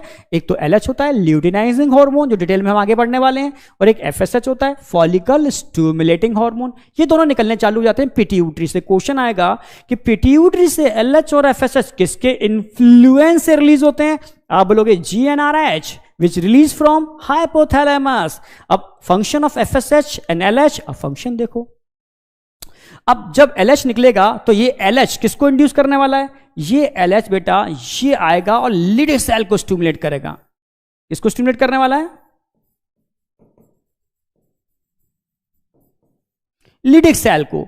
तब लिडिक सेल प्यूबर्टी पर, मैचुरेशन पर क्या करते हैं? ये एंड्रोजन को रिलीज करना चालू कर देते हैं, क्योंकि लिडिक सेल या इंटरस्टिशियल सेल एंड्रोजन यानी मेल सेक्स हार्मोन यानी टेस्टोस्टेरोन का सीक्रेशन करते हैं। और टेस्टोस्टेरोन, भाई मैंने बताया कि यहां पर टेस्टोस्टेरोन की कंसंट्रेशन 2 बार इंक्रीज करनी होती है, एक तो प्यूबर्टी के टाइम पर और एक टेस्टिस को डिसेंड कराने के टाइम पर यानी फीटल लाइफ। ठीक है, तो वहां पर मैंने आपको समझा दिया, वहां भी रोल किसका था? एंड्रोजन बाइंडिंग प्रोटीन का रोल था। यहां पर भी रोल किसका आएगा? एंड्रोजन बाइंडिंग प्रोटीन का रोल आएगा। ये एंड्रोजन बाइंडिंग प्रोटीन प्यूबर्टी आने पर क्या करेगी? एंड्रोजन की कंसंट्रेशन मेंटेन करेगी। ये एंड्रोजन टेस्टिस को इंड्यूस करेगा स्पर्मेटोजेनेसिस के लिए। देखो अब ये एंड्रोजन और एंड्रोजन बाइंडिंग प्रोटीन मिलेंगे तब जाकर के मैकेनिज्म कौन सी स्टार्ट होगी? स्पर्मेटोजेनेसिस, जिसमें पहले क्या होगा? स्पर्मेटोसाइटोजेनेसिस, यानी ये स्पर्मेटोगोनिया स्पर्मेटिड में कन्वर्ट होंगे। फिर कौन पार्टिसिपेट करेगा? फिर क्या होगी? अब किसकी सेकंड बारी आएगी? एफएसएच। तब ये एफएसएच किसको इंड्यूस करेगा? ये एफएसएच आएगा बेटा और ये सर्टोली सेल को स्टिमुलेट करेगा। किसको स्टिमुलेट करने वाला है? ये स्टिमुलेट करेगा सर्टोली सेल को, सस्टेंटिकुलर सेल को। तब जाकर के ये Sertoli cell sperm maturation factor को रिलीज करते हैं और ये स्पर्म मैच्योरेशन फैक्टर स्पर्मियोजेनेसिस को करा करके स्पर्म को मैच्योर करता है। यानी स्पर्मेटोजेनेसिस के अंदर एफएसएच का भी रोल है और एलएच का भी रोल है। ठीक है, दोनों मिलकर के स्पर्मेटोजेनेसिस को कंप्लीट कराएंगे। स्पर्मेटोजेनेसिस को इंड्यूस करने के लिए सबसे पहले एलएच रिक्वायर्ड होता है, जो क्या काम करता है? लीडिक सेल को स्टिमुलेट करके एंड्रोजन का लेवल बढ़ाता है और यहां पर एंड्रोजन बाइंडिंग प्रोटीन उस एंड्रोजन को कंसंट्रेशन को इंक्रीज करते हैं। तब जाकर के मैकेनिज्म स्टार्ट होती है मैच्योरेशन के लिए। फिर सर्टोली सेल की रिक्वायरमेंट होती है जो स्पर्म मैच्योरेशन फैक्टर रिलीज करके स्पर्मियोजेनेसिस करा करके इसको स्पर्मेटोजोआ में कन्वर्ट करती है। यानी यहां पर एलएच और एफएसएच दोनों मिलकर के इस मैकेनिज्म को कराने के लिए रिस्पॉन्सिबल हैं और इन दोनों को रिलीज कराने के लिए हाइपोथैलेमस से जीएनआरएच का निकलना बहुत जरूरी है। तो मैकेनिज्म समझ में आई होगी बेटा किस किस तरीके से क्या क्या हो रहा है। तो 2 बातें ध्यान रखनी है कि टेस्टिस की अगर टीएस देखोगे तो अंदर इंटरस्टिशियल स्पेस और सेमिनिफेस्टिब्यूल देखने को मिल रहे हैं। इंटरस्टिशियल स्पेस में क्या मिलता है, क्या फंक्शन है, समझा दिया। सेमिनिफेस्टिब्यूल में भाई 2 जर्मिनल एपिथेलियम है जिसमें 2 टाइप के सेल हैं, एक तो भाई स्पर्मेटोगोनिया जो स्पर्मेटोजोआ को बनाएंगे और एक ठीक है सर्टोली सेल जो स्पर्म के मैच्योरेशन में पार्टिसिपेट करेंगे। ठीक है, तो Sertoli cell sperm maturation factor release करते हैं, किसके इन्फ्लुएंस से? एफएसएच। ठीक है, जो बाहर लिडिक सेल है इंटरस्टिशियल स्पेस में मिलने वाले सेल, इसलिए इनको इंटरस्टिशियल सेल भी बोल सकते हो क्योंकि इंटरस्टिशियल स्पेस में मिलते हैं। ये क्या रिलीज करते हैं? एंड्रोजन। किसके इन्फ्लुएंस से? एलएच। और एलएच और एफएसएच किसके इन्फ्लुएंस से निकल रहे हैं? जीएनआरएच। एक एक बात क्लियर हो रही होगी कि कौन किसके इन्फ्लुएंस से निकल रहा है, कौन किसको इंड्यूस कर रहा है, किसके इंडक्शन होने से क्या हो रहा है। तो मुझे लगता नहीं है कहीं कोई डाउट आ रहा होगा, हर चीज एकदम क्लियर हो रही होगी किसके इन्फ्लुएंस से क्या हो रहा है बेटा, कहां जा रहा है, कैसे क्या, एकदम क्लियर कट। तो यहां तक समझ में आ रहा होगा बेटा कि किस किस तरीके से इनका फॉर्मेशन हो रहा है, कौन किसको कंट्रोल कर रहा है, एकदम क्लियर होगा। अब सर्टोली सेल के फंक्शन की बात कर लूं, सर्टोली सेल के और क्या क्या फंक्शन हो सकते हैं। सर्टोली सेल को हम नर्स सेल भी बोलते हैं, बताया, क्योंकि ये स्पर्म को न्यूट्रिशन प्रोवाइड कराते हैं। ठीक है, तो प्रोवाइड स्ट्रक्चरल सपोर्ट भी देते हैं, ये हम डिटेल में आगे पढ़ेंगे इसके बारे में। न्यूट्रिशन भी प्रोवाइड कराते हैं, प्रोटेक्शन भी करते हैं। ठीक है, किसका? डेवलपिंग स्पर्म्स का। जब स्पर्म का डेवलपमेंट होता है बेटा उस समय इनका बहुत इंपॉर्टेंट रोल होता है। डेवलपमेंट के टाइम पर, आफ्टर डेवलपमेंट नहीं, डेवलपमेंट के टाइम पर जब स्पर्मेटोजेनेसिस कंटिन्यू होती है उस समय स्पर्म को न्यूट्रिशन प्रोवाइड कराना। ठीक है, बहुत इंपॉर्टेंट बात ध्यान रखना। ठीक है, स्पर्म को न्यूट्रिशन प्रोवाइड कराना, स्ट्रक्चरल सपोर्ट प्रोवाइड कराना, प्रोटेक्ट करना। ठीक है, ये सब में पार्टिसिपेट करते हैं ये नर्स सेल, बिल्कुल नर्स की तरह वर्क करते हैं और उनका पूरा केयर करते हैं जब तक कि वो मैच्योर ना हो जाए। आफ्टर मैच्योरेशन फिर अलग फंक्शन है, अलग ऑर्गन, अलग उसका एपिडाइमिस का, आगे समझाऊंगा मैं। These act as blood sperm barrier. आप समझना मेरी बात, अगर हम बात करते हैं, समझना, अगर हम बात करते हैं गैमीट का, तो गैमीट हैप्लॉइड होते हैं, मैच्योर गैमीट हैप्लॉइड होते हैं, और हमारे इम्यून सेल हैप्लॉइड सेल को आइडेंटिफाई करना नहीं जानते। अगर ये इम्यून सेल के डायरेक्ट कांटेक्ट में आ गए तो मार दिए जाएंगे, ठीक है। इसीलिए, और इम्यून सेल कहां होते हैं? ब्लड के अंदर होते हैं। इसीलिए ब्लड में मिलने वाले WBC या इम्यूनोलॉजिकली कॉम्पिटेंट सेल से इनको अलग रखा जाता है। किनको अलग रखा जाता है?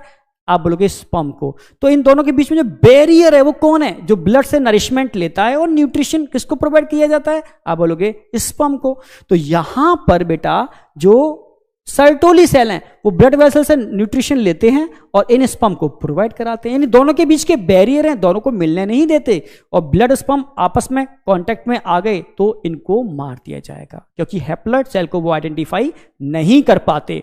तो समझ में आया होगा बेटा कंसेप्ट क्या है इसका, ठीक है। तो फर्स्ट फंक्शन तो क्लियर है ही आपको, ठीक है भाई। स्ट्रक्चर सपोर्ट न्यूट्रिशन प्रोवाइड कराते हैं, इसके अलावा ब्लड स्पर्म बैरियर का काम करते हैं। इसके अलावा और क्या काम करते हैं? ये जो इमैच्योर और डेड स्पर्म होते हैं, जो भाई नेचर में किसी भी काम में आने वाले नहीं है, तो उनको पकड़ के खा भी जाते हैं, फैगोसाइटोसिस भी कर लेते हैं, ठीक है। यही Sertoli cell, phagocyte, dead and immature sperm. इसके अलावा कुछ रिलीज भी करते हैं। ये क्या रिलीज करते हैं? ये एंड्रोजन बाइंडिंग प्रोटीन। अभी मैंने बताया था ना एंड्रोजन बाइंडिंग प्रोटीन के बारे में, कि ये एंड्रोजन बाइंडिंग प्रोटीन दो बार बहुत इंपॉर्टेंट रोल प्ले करती हैं। एक तो फीटल लाइफ के अंदर, टेस्टिस के डिसेंडिंग के अंदर, और सेकंड रोल मैंने बताया ड्यूरिंग स्पर्मेटोजेनेसिस। तो एंड्रोजन बाइंडिंग प्रोटीन भी सर्टोली सेल से ही रिलीज होते हैं। एक होता है इनहिबिन। इनहिबिन एक हार्मोन होता है, ये भी सर्टोली सेल से रिलीज होता है। किसके सीक्रेशन को इनहिबिट करता है? ये इंपॉर्टेंट है बेटा, इनहिबिट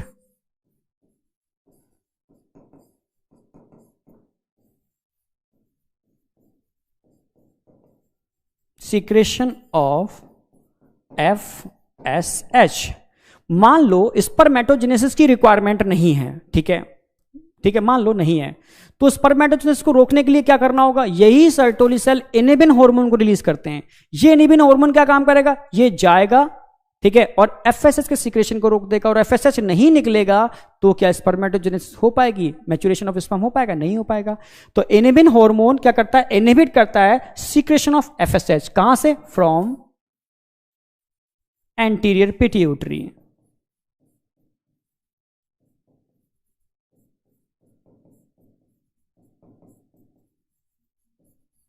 समझ गए होगे, ठीक है।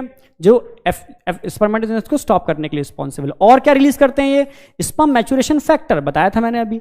सर्टोली सेल से ही स्पर्म मैच्योरेशन फैक्टर निकलता है, जो स्पर्मियोजेनेसिस या मैच्योरेशन ऑफ स्पर्म के लिए रिस्पॉन्सिबल होता है, एटसेट्रा। और भी चीजें हैं, बट आपके मतलब की चीजें मैंने अकॉर्डिंग टू एनसीईआरटी लिखा दी हैं सारी, जिन पे क्वेश्चन बनने की प्रोबेबिलिटी है। तो यहां तक एकदम क्लियर होना चाहिए बेटा, कोई डाउट नहीं होना चाहिए आपको, ठीक है। तो मोर देन सफिशिएंट, इससे ज्यादा पढ़ने की जरूरत नहीं है, ठीक है, मोर देन सफिशिएंट। आगे बढ़ते हैं, ठीक है। The male sex accessory duct include rete testis, vasa efferentia. अब मैंने बताया था कि which of the following duct included in male sex accessory duct, तो मैंने बताया था 4 डक्ट बेटा, ध्यान रखने हैं आपको। कौन कौन से इनके अंदर आपको ध्यान रखने हैं आपको, तो लिखा चुका हूं मैं। Rete testis number 1, vasa efferentia number 2, epididymis number 3 और vas deferens, all are included in male sex accessory duct according to NCERT. एकदम आपको पता है, सब चीजें क्लियर हैं। The seminiferous tubule of the testis open into vasa efferentia, समझा चुका हूं, through rete testis. The vasa efferentia, ठीक है, leave the testis and open into epididymis, जो कहां लोकेटेड होता है? Located along the posterior surface of each testis. इसकी पोजीशन ध्यान रखनी है आपको, posterior surface of each testis, बस पोजीशन और ध्यान रख लेना। The epididymis lead to vas deferens, epididymis से वास डिफरेंस आगे बढ़ता है। देन, ठीक है, जो कहां पर आप बोलोगे ascend to the abdomen and loop over the urinary bladder, diagram में दिखा चुका हूं। It receive the duct from seminal vesicle, seminal vesicle से डक्ट को रिसीव करता है and open into the urethra through ejaculatory duct. एक एक चीज क्लियर करा दिया मैंने। These duct store and transport, अब इन डक्ट का मेन पर्पस क्या है, क्या करते हैं, क्यों हमने इसको सेकेंडरी सेक्स ऑर्गन में इंक्लूड किया? अब फंक्शन यहां पर आ गया, दीज डक्ट स्टोर करते हैं एंड ट्रांसपोर्ट करते हैं किसको? स्पर्म को, from testis to outside through urethra. इसीलिए तो बोलते हैं इनको भी मेल सेक्स एसेसरी डक्ट या सेकेंडरी सेक्सुअल ऑर्गन भी, क्योंकि ये ट्रांसपोर्ट में पार्टिसिपेट करते हैं। ठीक है, तो यहां तक क्लियर है। The urethra originate from the urinary bladder and extend through the penis to its external opening. और एक्सटर्नल ओपनिंग को क्या बताया था मैंने? यूरेथ्रल ऑरिफाई। ऑरिफाई मतलब ओपनिंग, या मिएटस भी बोल सकते हो, ऑरिफाई या मिएटस। तो यूरेथ्रल, मिएटस या ऑरिफाई, इसके थ्रू ये आउटसाइड ओपन करता है। तो ये सारा स्ट्रक्चर मैं अकॉर्डिंग टू एनसीईआरटी इसलिए करा रहा हूं कि आपका कॉन्फिडेंस बिल्डअप हो कि हाँ हम एनसीईआरटी की एक लाइन को कंसेप्चुअल समझ रहे हैं। तो यहां तक भी क्लियर है आपको? अगेन एनसीईआरटी ही लेके चल रहा हूं। एनसीईआरटी का देखो फ्रेंड डायग्राम भी दे रखा है उन्होंने। ठीक है, तो यहां वही पेयर में टेस्टिस दिखा रखे हैं, टेस्टिस के ऊपर एपिडाइमिस दिखा रखा है जो हाईली कॉइल्ड स्ट्रक्चर है, और यहां से जो निकल रहा है वास डिफरेंस, और ये यूरिनरी ब्लैडर से लूप बनाता हुआ एम्पुला, एम्पुला से भाई कहां पर? सेमिनल वेसिकल की डक्ट के संग मिलकर के इजैकुलेटरी डक्ट जो कहां खुलती है? यूरेथ्रा। पूरा स्ट्रक्चर समझा चुका हूं मैं आपको। ठीक है, टेस्टिस आप समझ ही चुके हो।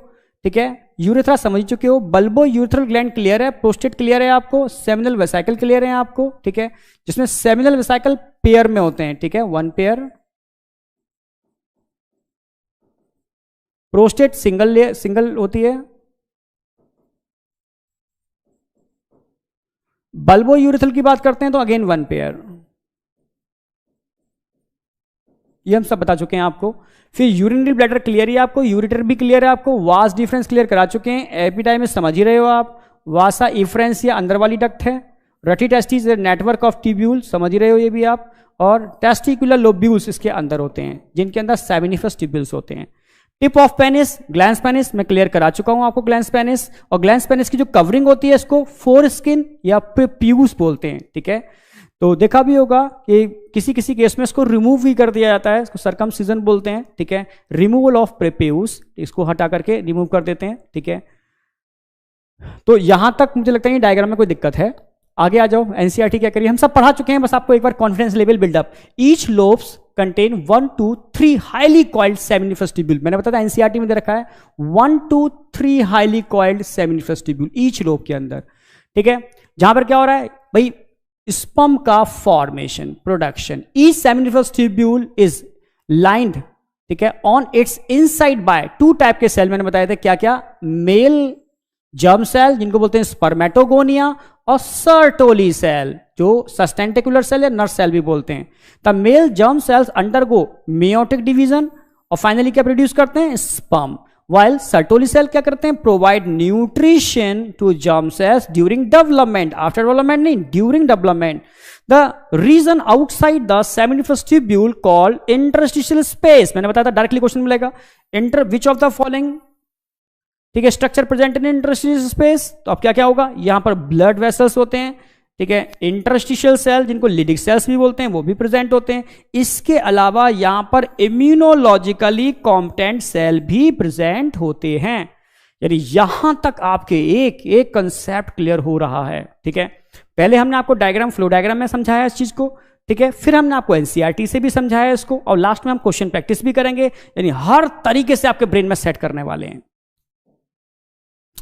ये एक एनसीईआरटी का डायग्राम दे रखा है, आपको समझना होगा। सर्टोली सेल दिखा रखे हैं उन्होंने बीच में। ठीक है, यहां पर ये दिख रहे हैं, ये सारे के सारे क्या है? स्पर्मेटो जो है मैच्योर हो चुके हैं। स्पर्मेटोगोनिया बेस पर लगे हुए जो सेल है स्पर्मेटोगोनिया है, और बीच में जो स्पेस दिख रहा है आपको, इसको हम इंटरस्टिशियल सेल्स भी बोलते हैं, बीच में दिख रहे हैं आपको। ठीक है, इंटरस्टिशियल सेल्स जो, ठीक है, इनको लिडिक सेल्स भी बोल सकते हो, इंटरस्टिशियल सेल भी बोल सकते हो। ठीक है, तो ये स्ट्रक्चर आपको आइडेंटिफाई करना आना चाहिए। अब टेस्टिस वाला पोर्शन तो क्लियर हो गया। अब टेस्टिस के ऊपर क्या था? एपिडिडाइमिस। अगर हम एपिडिडाइमिस की बात करते हैं, ठीक है, तो एपिडिडाइमिस मैंने बताया था हाईली कॉइल्ड स्ट्रक्चर होता है जो 10 to 12, ठीक है, वासा एफ्रेंसिया के मिलने से बनता है। ये क्लियर ही आपको डायरेक्टली क्वेश्चन मिलेगा, यूनियन ऑफ 10 to 12 वासा एफ्रेंसिया, और ओपन किस में करता है? Vas difference. सिंपल। फंक्शन क्या होगा? फंक्शन है भाई, मेनली ध्यान रखना है, एपिडिडाइमिस में स्पर्म का फंक्शनल मैच्योरेशन होता है। मैच्योर तो वहां पर हो गए, कहां पर? आप बोलोगे सर्टोली सेल ने मैच्योर कर दिया, पर फंक्शनल मैच्योरेशन और मैच्योरेशन में डिफरेंस क्या है, समझो मेरी बात। आप सभी मैच्योर हो, पर फंक्शनल मैच्योरेशन टीचर्स करेंगे। जैसे मानो आप क्लास में सारे बच्चे आए हुए हैं, ठीक है, मुझसे कहा गया कि इस क्लास में मैच्योर बच्चों को आप अलग करो और इमैच्योर, यानी इस क्लास को फंक्शनली मैच्योर करो। ऐसे समझो, मुझे क्लास को फंक्शनली मैच्योर करना है, यानी इस क्लास को फंक्शनली मैच्योर का मतलब है इस क्लास में ओनली सारे बच्चे हाईली कैसे हो बेटा, इंटेलिजेंट हो। तो अब मुझे क्या करना होगा, इस क्लास में से जो ऐसे बच्चे हैं जो इंटेलिजेंट नहीं है या बिलो एवरेज हैं, उनको निकाल के मैं अलग कर दूंगा, ठीक है। अभी क्लास में सब मिक्सअप था, तो हम नहीं कह सकते थे हमारी क्लास फंक्शनली 100% मैच्योर है, ठीक है, क्योंकि हमारी क्लास में इमेच्योर बच्चे भी थे। अगर हमने क्लास से इमेच्योर बच्चों को अलग कर दिया तो अब हम बोल सकते हैं हमारी क्लास फंक्शनली मैच्योर है, यानी क्लास का हर बच्चा नीट के एग्जाम को क्रैक करने में कैपेबल है। इसी को बोलते हैं फंक्शनल मैच्योरेशन। यानी स्पर्म बन रहे हैं, सर्टोली सेल बना रही है, पर फंक्शनल मैच्योरेशन नहीं कर रही। फंक्शनल मैच्योरेशन का मतलब है हर स्पर्म के पास कैपेसिटी होनी चाहिए ओवा को फर्टिलाइज करने की। तो जब सारे स्पर्म एपिडाइमिस में स्टोर होते हैं तो एपिडाइमिस के जो एपिथेलियल सेल होते हैं, ठीक है, वहां पर भी कह सकते हो non motile ciliated epithelial cell होते हैं। ये सेल क्या करते हैं, ये एपिथेलियल टिश्यू उन इमैच्योर नॉन मोटाइल स्पर्म को, डेड स्पर्म को पकड़ के इंगल्फ कर लेते हैं सर्टोली सेल की तरह, ठीक है। तो यहां पर एक्चुअल में क्या हो रहा है, फंक्शनल मैच्योरेशन हो रहा है, सही मायने में फंक्शनल मैच्योरेशन हो रहा है। तो स्टोरेज काम है इनका, ठीक है। फंक्शनल मैच्योरेशन नहीं भूलना, very important. Which of the following responsible for functional maturation, तो एपिडाइमिस और कुछ हद तक वास्ट डिफरेंस भी इसमें पार्टिसिपेट करते हैं, पर मेनली एपिडाइमिस। स्पर्म एंड, ठीक है, functional maturation of sperm and phagocyte dead sperm bye, अब कौन से एपिथेलियल टिश्यू होते हैं यहां पर, ये ध्यान रखना है, स्टीरियो मतलब non motile ciliated pseudo stratified columnar epithelial tissue. Again second important line. तो दो बातें ध्यान रखनी है आपको, एपिडिडाइमिस का फॉर्मेशन किस किस के मिलने से होता है। आप बोलोगे वासा इफ्रेंसिया और वास डिफरेंस के बीच में एपिडिडाइमिस होता है, ठीक है। जो 10 to 12 union of Vasa efferentia के यूनियन से इसका फॉर्मेशन हो रहा है। यहां मेनली फंक्शन क्या है, storage and functional maturation of sperm. यहां तक एकदम क्लियर है। वास डिफरेंस भाई लेंथ अप्रोक्सीमेटली 40 सेंटीमीटर होती है। भाई कहां से ओरिजिनेट होता है, क्वेश्चन एक ही बनता है यहां से, कॉइडा एपिडिडाइमिस, मैंने समझाया भी था, एक ही क्वेश्चन बनता है यहां पर, कॉइडा एपिडिडाइमिस से इसका ओरिजिन होता है, कॉइडा एपिडाइमिस, ठीक है।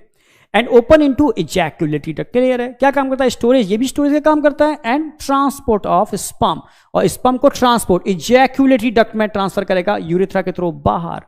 तो इसमें इसका पार्टिसिपेशन है। तो ये वाली बात एकदम क्लियर हो गई होगी बेटा। फाइनली यूरेथ्रा, मेल में यूरेथ्रा 20 सेंटीमीटर और फीमेल में यूरेथ्रा ओनली 4 सेंटीमीटर। ध्यान रखना है, मेल की यूरेथ्रा की लेंथ 20 सेंटीमीटर, पर फीमेल में इसकी लेंथ ओनली 4 सेंटीमीटर होती है। इसलिए क्वेश्चन आता है, क्वेश्चन आया हुआ है जो हम आगे पढ़ाएंगे भी आपको एसटीडी के अंदर, सेक्सुअली ट्रांसमिटेड डिसीज में। तो इन केस ऑफ फीमेल, ठीक है, आप बोलोगे it is responsible for urinary tract infection, UTI। तो which of the following reason which responsible for, ठीक है, UTI in case of female, UTI are more common, question ऐसे पूछेगा तो आप बोलोगे in case of female UTI are more common due to short length of urethra only 4 centimetre. क्योंकि urethra वो duct है जो एसिडिक मीडियम होता है, क्योंकि यूरिन का मीडियम एसिडिक होता है, तो यहां से कोई भी पैथोजन इजीली एंटर नहीं कर पाता एसिडिक मीडियम की वजह से। पर अगर इसका लेंथ जितना छोटा होगा उतना ही पैथोजन के एंटर करने की प्रोबेबिलिटी ज्यादा होगी, और पैथोजन के एंटर करने की प्रोबेबिलिटी जितनी ज्यादा होगी उतनी ही इन्फेक्शन की। इसलिए बोलते हैं यूरिनरी ट्रैक इन्फेक्शन, जो UTI, जो इस यूरिनरी ट्रैक के थ्रू होने वाली इन्फेक्शन।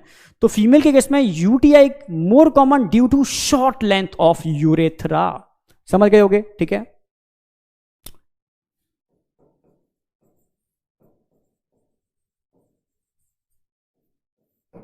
आगे, अब मेल के अंदर जो यूरेथ्रा होती है बेटा, इसको हम यूरेथ्रा ना कहकर यूरिनोजेनाइटल डक्ट बोल सकते हैं। मैंने समझाया भी था, क्योंकि इससे यूरिन भी पास होती है और इजैक्युलेटरी डक्ट भी इसमें ओपन कर रही है, मींस सीमन भी पास हो रहा है, यानी कॉमन डक्ट है। So it is called urinogenital duct in case of male. यानी फीमेल में ऐसा नहीं होगा। इन case of male it is a common passage for urine and semen, so it is called urinogenital duct. ये भी ध्यान रखना है आपको। अगर हम मेल के केस में यूरेथ्रा की बात करते हैं तो मेल के केस में इसको भी 3 पार्ट में डिवाइड कर सकते हो। कैसे कैसे? जैसे यूरिनरी ब्लैडर,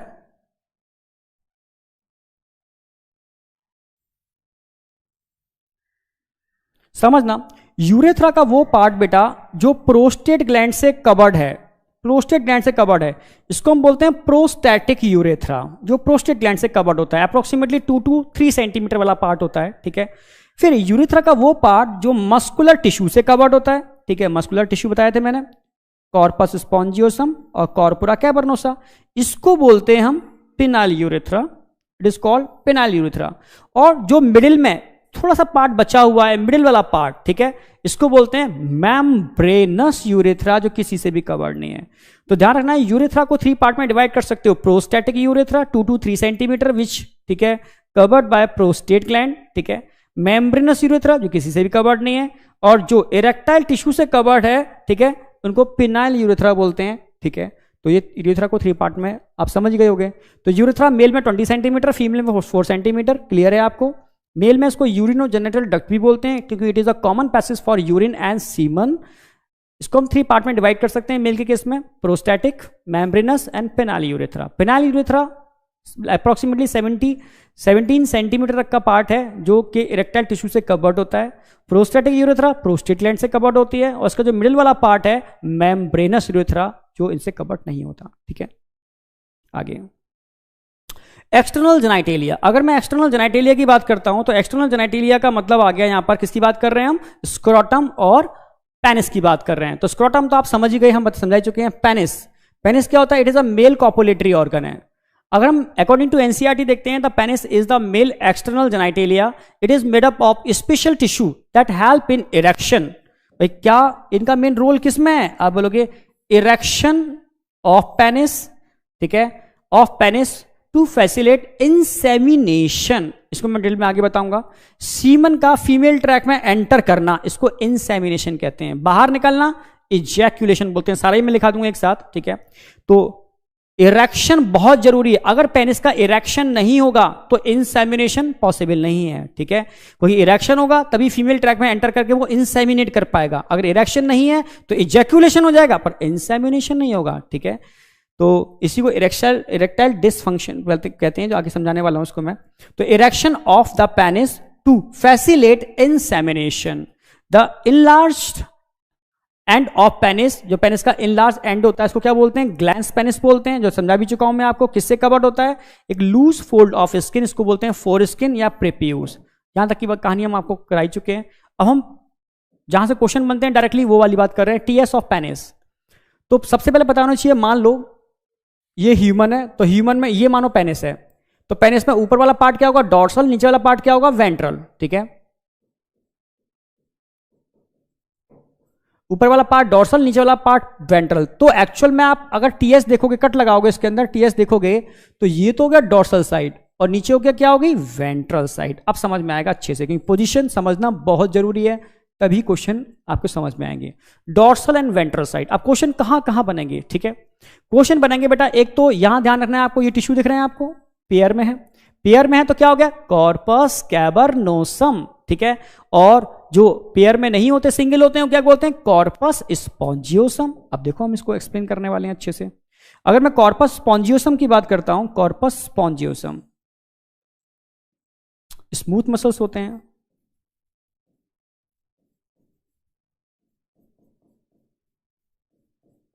पहला पॉइंट। दूसरा, पेयर में होते हैं या सिंगल होते हैं, सिंगल होते हैं। तीसरा पॉइंट ध्यान रखना है, ये किसके अराउंड होते हैं, ब्लड वेसल्स के अराउंड होते हैं, यूरेथ्रा के अराउंड होते हैं। समझ गए होंगे, सेंटर में क्या दे रखी है, स्पॉन्जी यूरेथ्रा, तो विच present around urethra.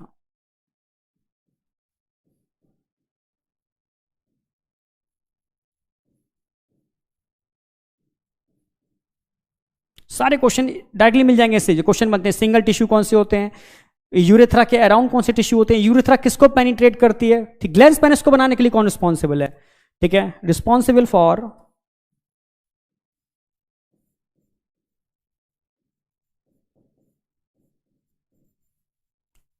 Formation of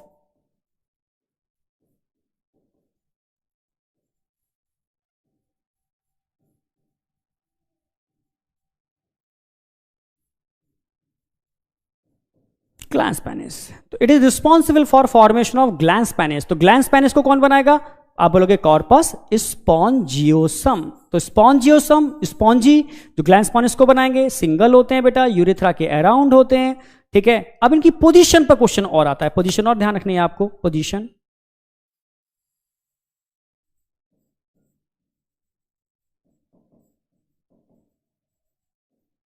position क्या है इनकी कॉर्पस स्पॉन्जियोसम की?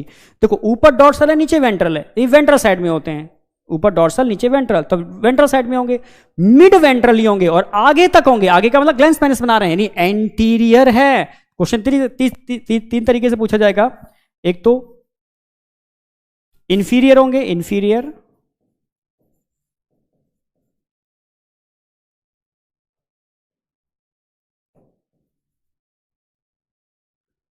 मिड वेंट्रली होगा, मिड वेंट्रली,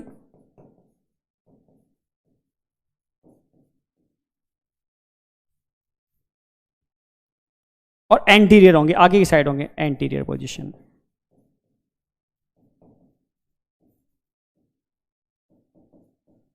ये क्वेश्चन बन सकते हैं, ठीक है। इंफीरियर नीचे होंगे, नंबर 1, मिड वेंट्रली, वही वेंट्रल साइड में है और मिड में है, और आगे जाकर के आगे तक, यानी यही वो टिश्यू हैं जो आगे एंटीरियर पार्ट तक जा रहे हैं, क्योंकि ये टिश्यू तो पीछे रह जाएंगे, यही आगे तक जाएंगे एंटीरियर पार्ट तक, जो ग्लैंस पेनिस को बनाएंगे, और ये ग्लैंस पेनिस को बनाने के लिए रिस्पॉन्सिबल। तो एंटीरियर पोजीशन, तीनों बात ध्यान रखनी है। अब हम बात करते हैं कॉर्पस कैवर्नोसम। अगर हम कॉर्पस कैवर्नोसम की बात करते हैं तो पहली बात क्या ध्यान रखनी है भाई, ये भी स्मूथ मसल्स है,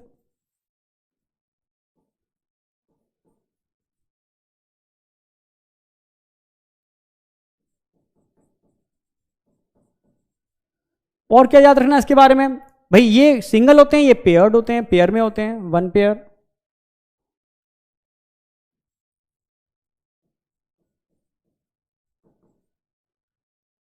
किसके अराउंड होते हैं? अच्छा पोजीशन मिली, तो पोजीशन क्या है इनकी?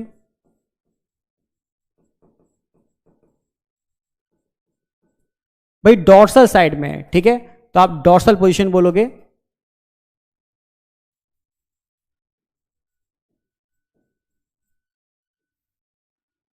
इसके अलावा और क्या किसके अराउंड होते हैं भाई? सेंटर में ब्लड वेसल्स दिख रहे हैं, ये ब्लड साइनस होते हैं, ब्लड वेसल्स होते हैं, तो present around blood vessels.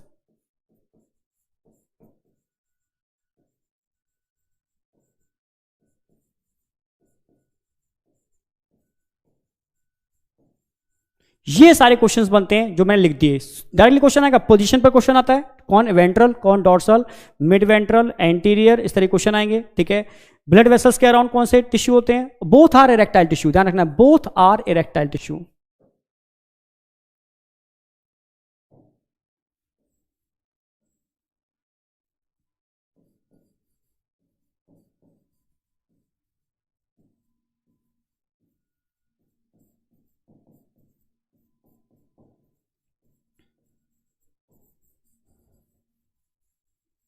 Both are erectile tissue. अगला क्वेश्चन आएगा, इनमें से इरेक्टाइल टिश्यू कौन है? तो बोथ आर इरेक्टाइल टिश्यू। तो एक बात, हर बात क्लियर हो रही होगी, इरेक्टाइल टिश्यू कौन से हैं, कौन किसके अराउंड होते हैं, किसका क्या फंक्शन होता है, यानी मुझे लगता नहीं कहीं कोई डाउट है, एक एक चीज क्लियर हो रही होगी बेटा, ठीक है। फाइनली आगे बढ़ते हैं। अच्छा, regulation of erection and ejaculation. तो अगर मैं रेगुलेशन ऑफ इरेक्शन और इजैक्यूलेशन की बात करता हूं, ठीक है, तो इसको नेक्स्ट क्लास में भी ले सकते हैं, ठीक है, टाइम थोड़ा सा हो रहा है, इसको नेक्स्ट क्लास में लेते हैं, कुछ क्वेश्चंस पर आते हैं, ठीक है। सबसे पहले बात आती है, giving blow is a diagrammatically sketch, एक डायग्राम दे रखा है, एनसीईआरटी बेस्ड डायग्राम है, ठीक है, इसको आइडेंटिफाई करना है आपको, इस पर डायरेक्टली क्वेश्चन आपको मिल जाएगा, ठीक है। देखो ए क्या रिप्रेजेंट कर रहा है? ए रिप्रेजेंट कर रहा है यहां पर बेटा, ध्यान से देखो, ए क्या रिप्रेजेंट कर रहा है? Vast difference. बी क्या रिप्रेजेंट कर रहा है? पेयर में, ये पेयर में क्या दिख रहे हैं आपको? Seminal vesicle. सी क्या रिप्रेजेंट कर रहा है? प्रोस्टेट ग्लैंड, सिंगल होती है, पेयर में नहीं होती, ध्यान रखना है आपको। और ये डी क्या रिप्रेजेंट कर रहा है? बल्बो यूरेथ्रल ग्लैंड, आइडेंटिफाई कर लो। ए क्या बताया मैंने? ए वास्ट डिफरेंस, यहाँ यूरिटर, यूरिटर गलत हो गया, वास्ट डिफरेंस, ठीक है, इट्स ओके, आगे देखो। बी क्या दिखा रखा है? बी सेमिनल वेसिकल, ठीक है, सेमिनल वेसिकल। सी क्या है? प्रोस्टेट, सी प्रोस्टेट बिल्कुल ठीक है, बल्बो यूरेथ्रल, थर्ड वाला पॉइंट बिल्कुल सही हो गया, एब्सोल्युटली राइट। तो इस तरीके से आप डायग्रामेटिकली एनसीईआरटी के डायग्राम अगर आप समझ पा रहे हो तो आप क्वेश्चन सॉल्व कर पाओगे, कोई दिक्कत नहीं आएगी। Which of the following is a set of male accessory duct? अब देखो मेल एसेसरी डक्ट की बात आती है, rete testis, male accessory duct है। Vasa efferentia, tubular recti, tubular recti नहीं होती इसके अंदर। Rete testis, yes. Vasa efferentia, ठीक है। एपिडाइमिस, ठीक है। वास इफ्रेंस, बिल्कुल सही, एब्सोल्युटली राइट। तो सेकंड आ जाएगा। अगर आपने कंसेप्ट अच्छे से किए हैं बेटा तो मुझे लगता नहीं है कहीं कोई क्वेश्चन छूटने वाला है। जैसे question, the outer most membrane surrounding the testes, the outermost membrane, outermost, ठीक है। तो ट्यूनिका वैजिनालिस, ट्यूनिका एल्ब्यूजिनिया और ट्यूनिका वेस्कुलरिस, तो आउटरमोस्ट कौन सी होगी? ट्यूनिका वैजिनालिस। एकदम क्लियर होगा। जैसे आगे बढ़ते हैं, बहुत अच्छा क्वेश्चन, कंसेप्चुअल, सारा वही रेगुलेशन पर आ गया। जैसे हाइपोथैलेमस से क्या निकलता है? आप जानते हो हाइपोथैलेमस रिलीज करता है जीएनआरएच। क्या रिलीज करेगा ये? जीएनआरएच। अब ये जीएनआरएच जो हाइपोथैलेमस रिलीज होगा वो एंटीरियर पिट्यूटरी को स्टिमुलेट करेगा, क्या निकालने के लिए? एलएच और एफएसएच। भाई एलएच किसको स्टिमुलेट करता है? लिडिक सेल को। क्या निकालने के लिए? एंड्रोजन, मतलब टेस्टोस्टेरोन।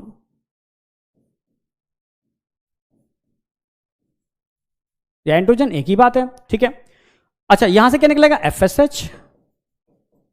सर्टोली सेल को इंड्यूस करेगा स्पर्म मियोजेनेसिस के लिए, समझ गए ना मेरी बात? यानी स्पर्म मैच्योरेशन फैक्टर, स्पर्म मियोजेनेसिस। तो एकदम क्लियर है। अब पूछ रहा है वो एबीसीडी है क्या? अगर आपने कंसेप्ट समझा हुआ है तो आप समझा पाओगे। ए जीएनआरएच, ठीक है। बी एलएच, एफएसएच गलत हो गया। ए गोनेडोट्रोफिन गलत हो गया। बी एफएसएच बिल्कुल सही है। सी एलएच बिल्कुल सही है, यही सही आ गया।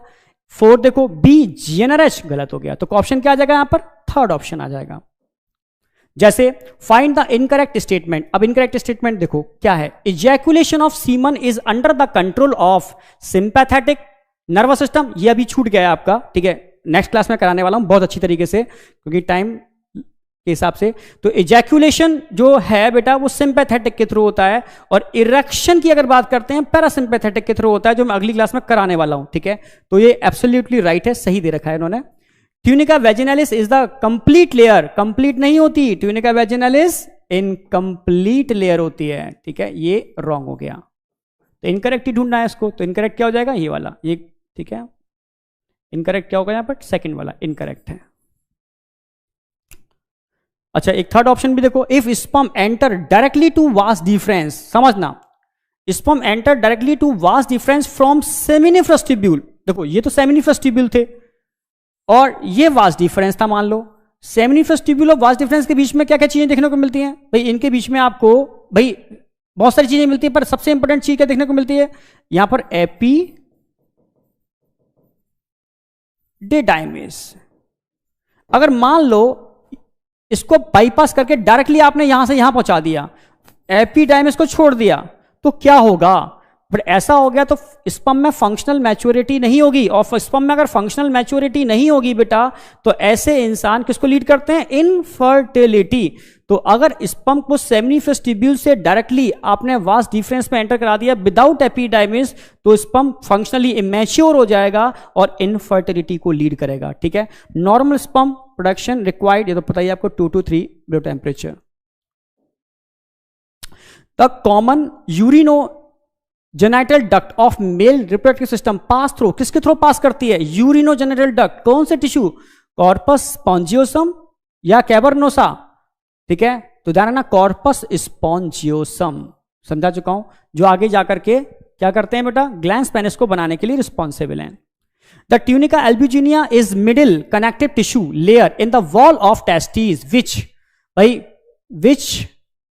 डिवाइड्स टेस्टिकुलर स्पेस इनटू, किसमें भाई? लोब्स में। कितने लोब्स में? 200 to 250, ठीक है। Each lobe contain seminiferous tubule, ये तो गलत हो गया फोर्थ वाला, क्योंकि यहां 200 to 250 टेस्टिकुलर लोब्यूल्स होते हैं, और each testicular lobule contain 1 to 3 seminiferous tubule according to NCERT. Fourth option.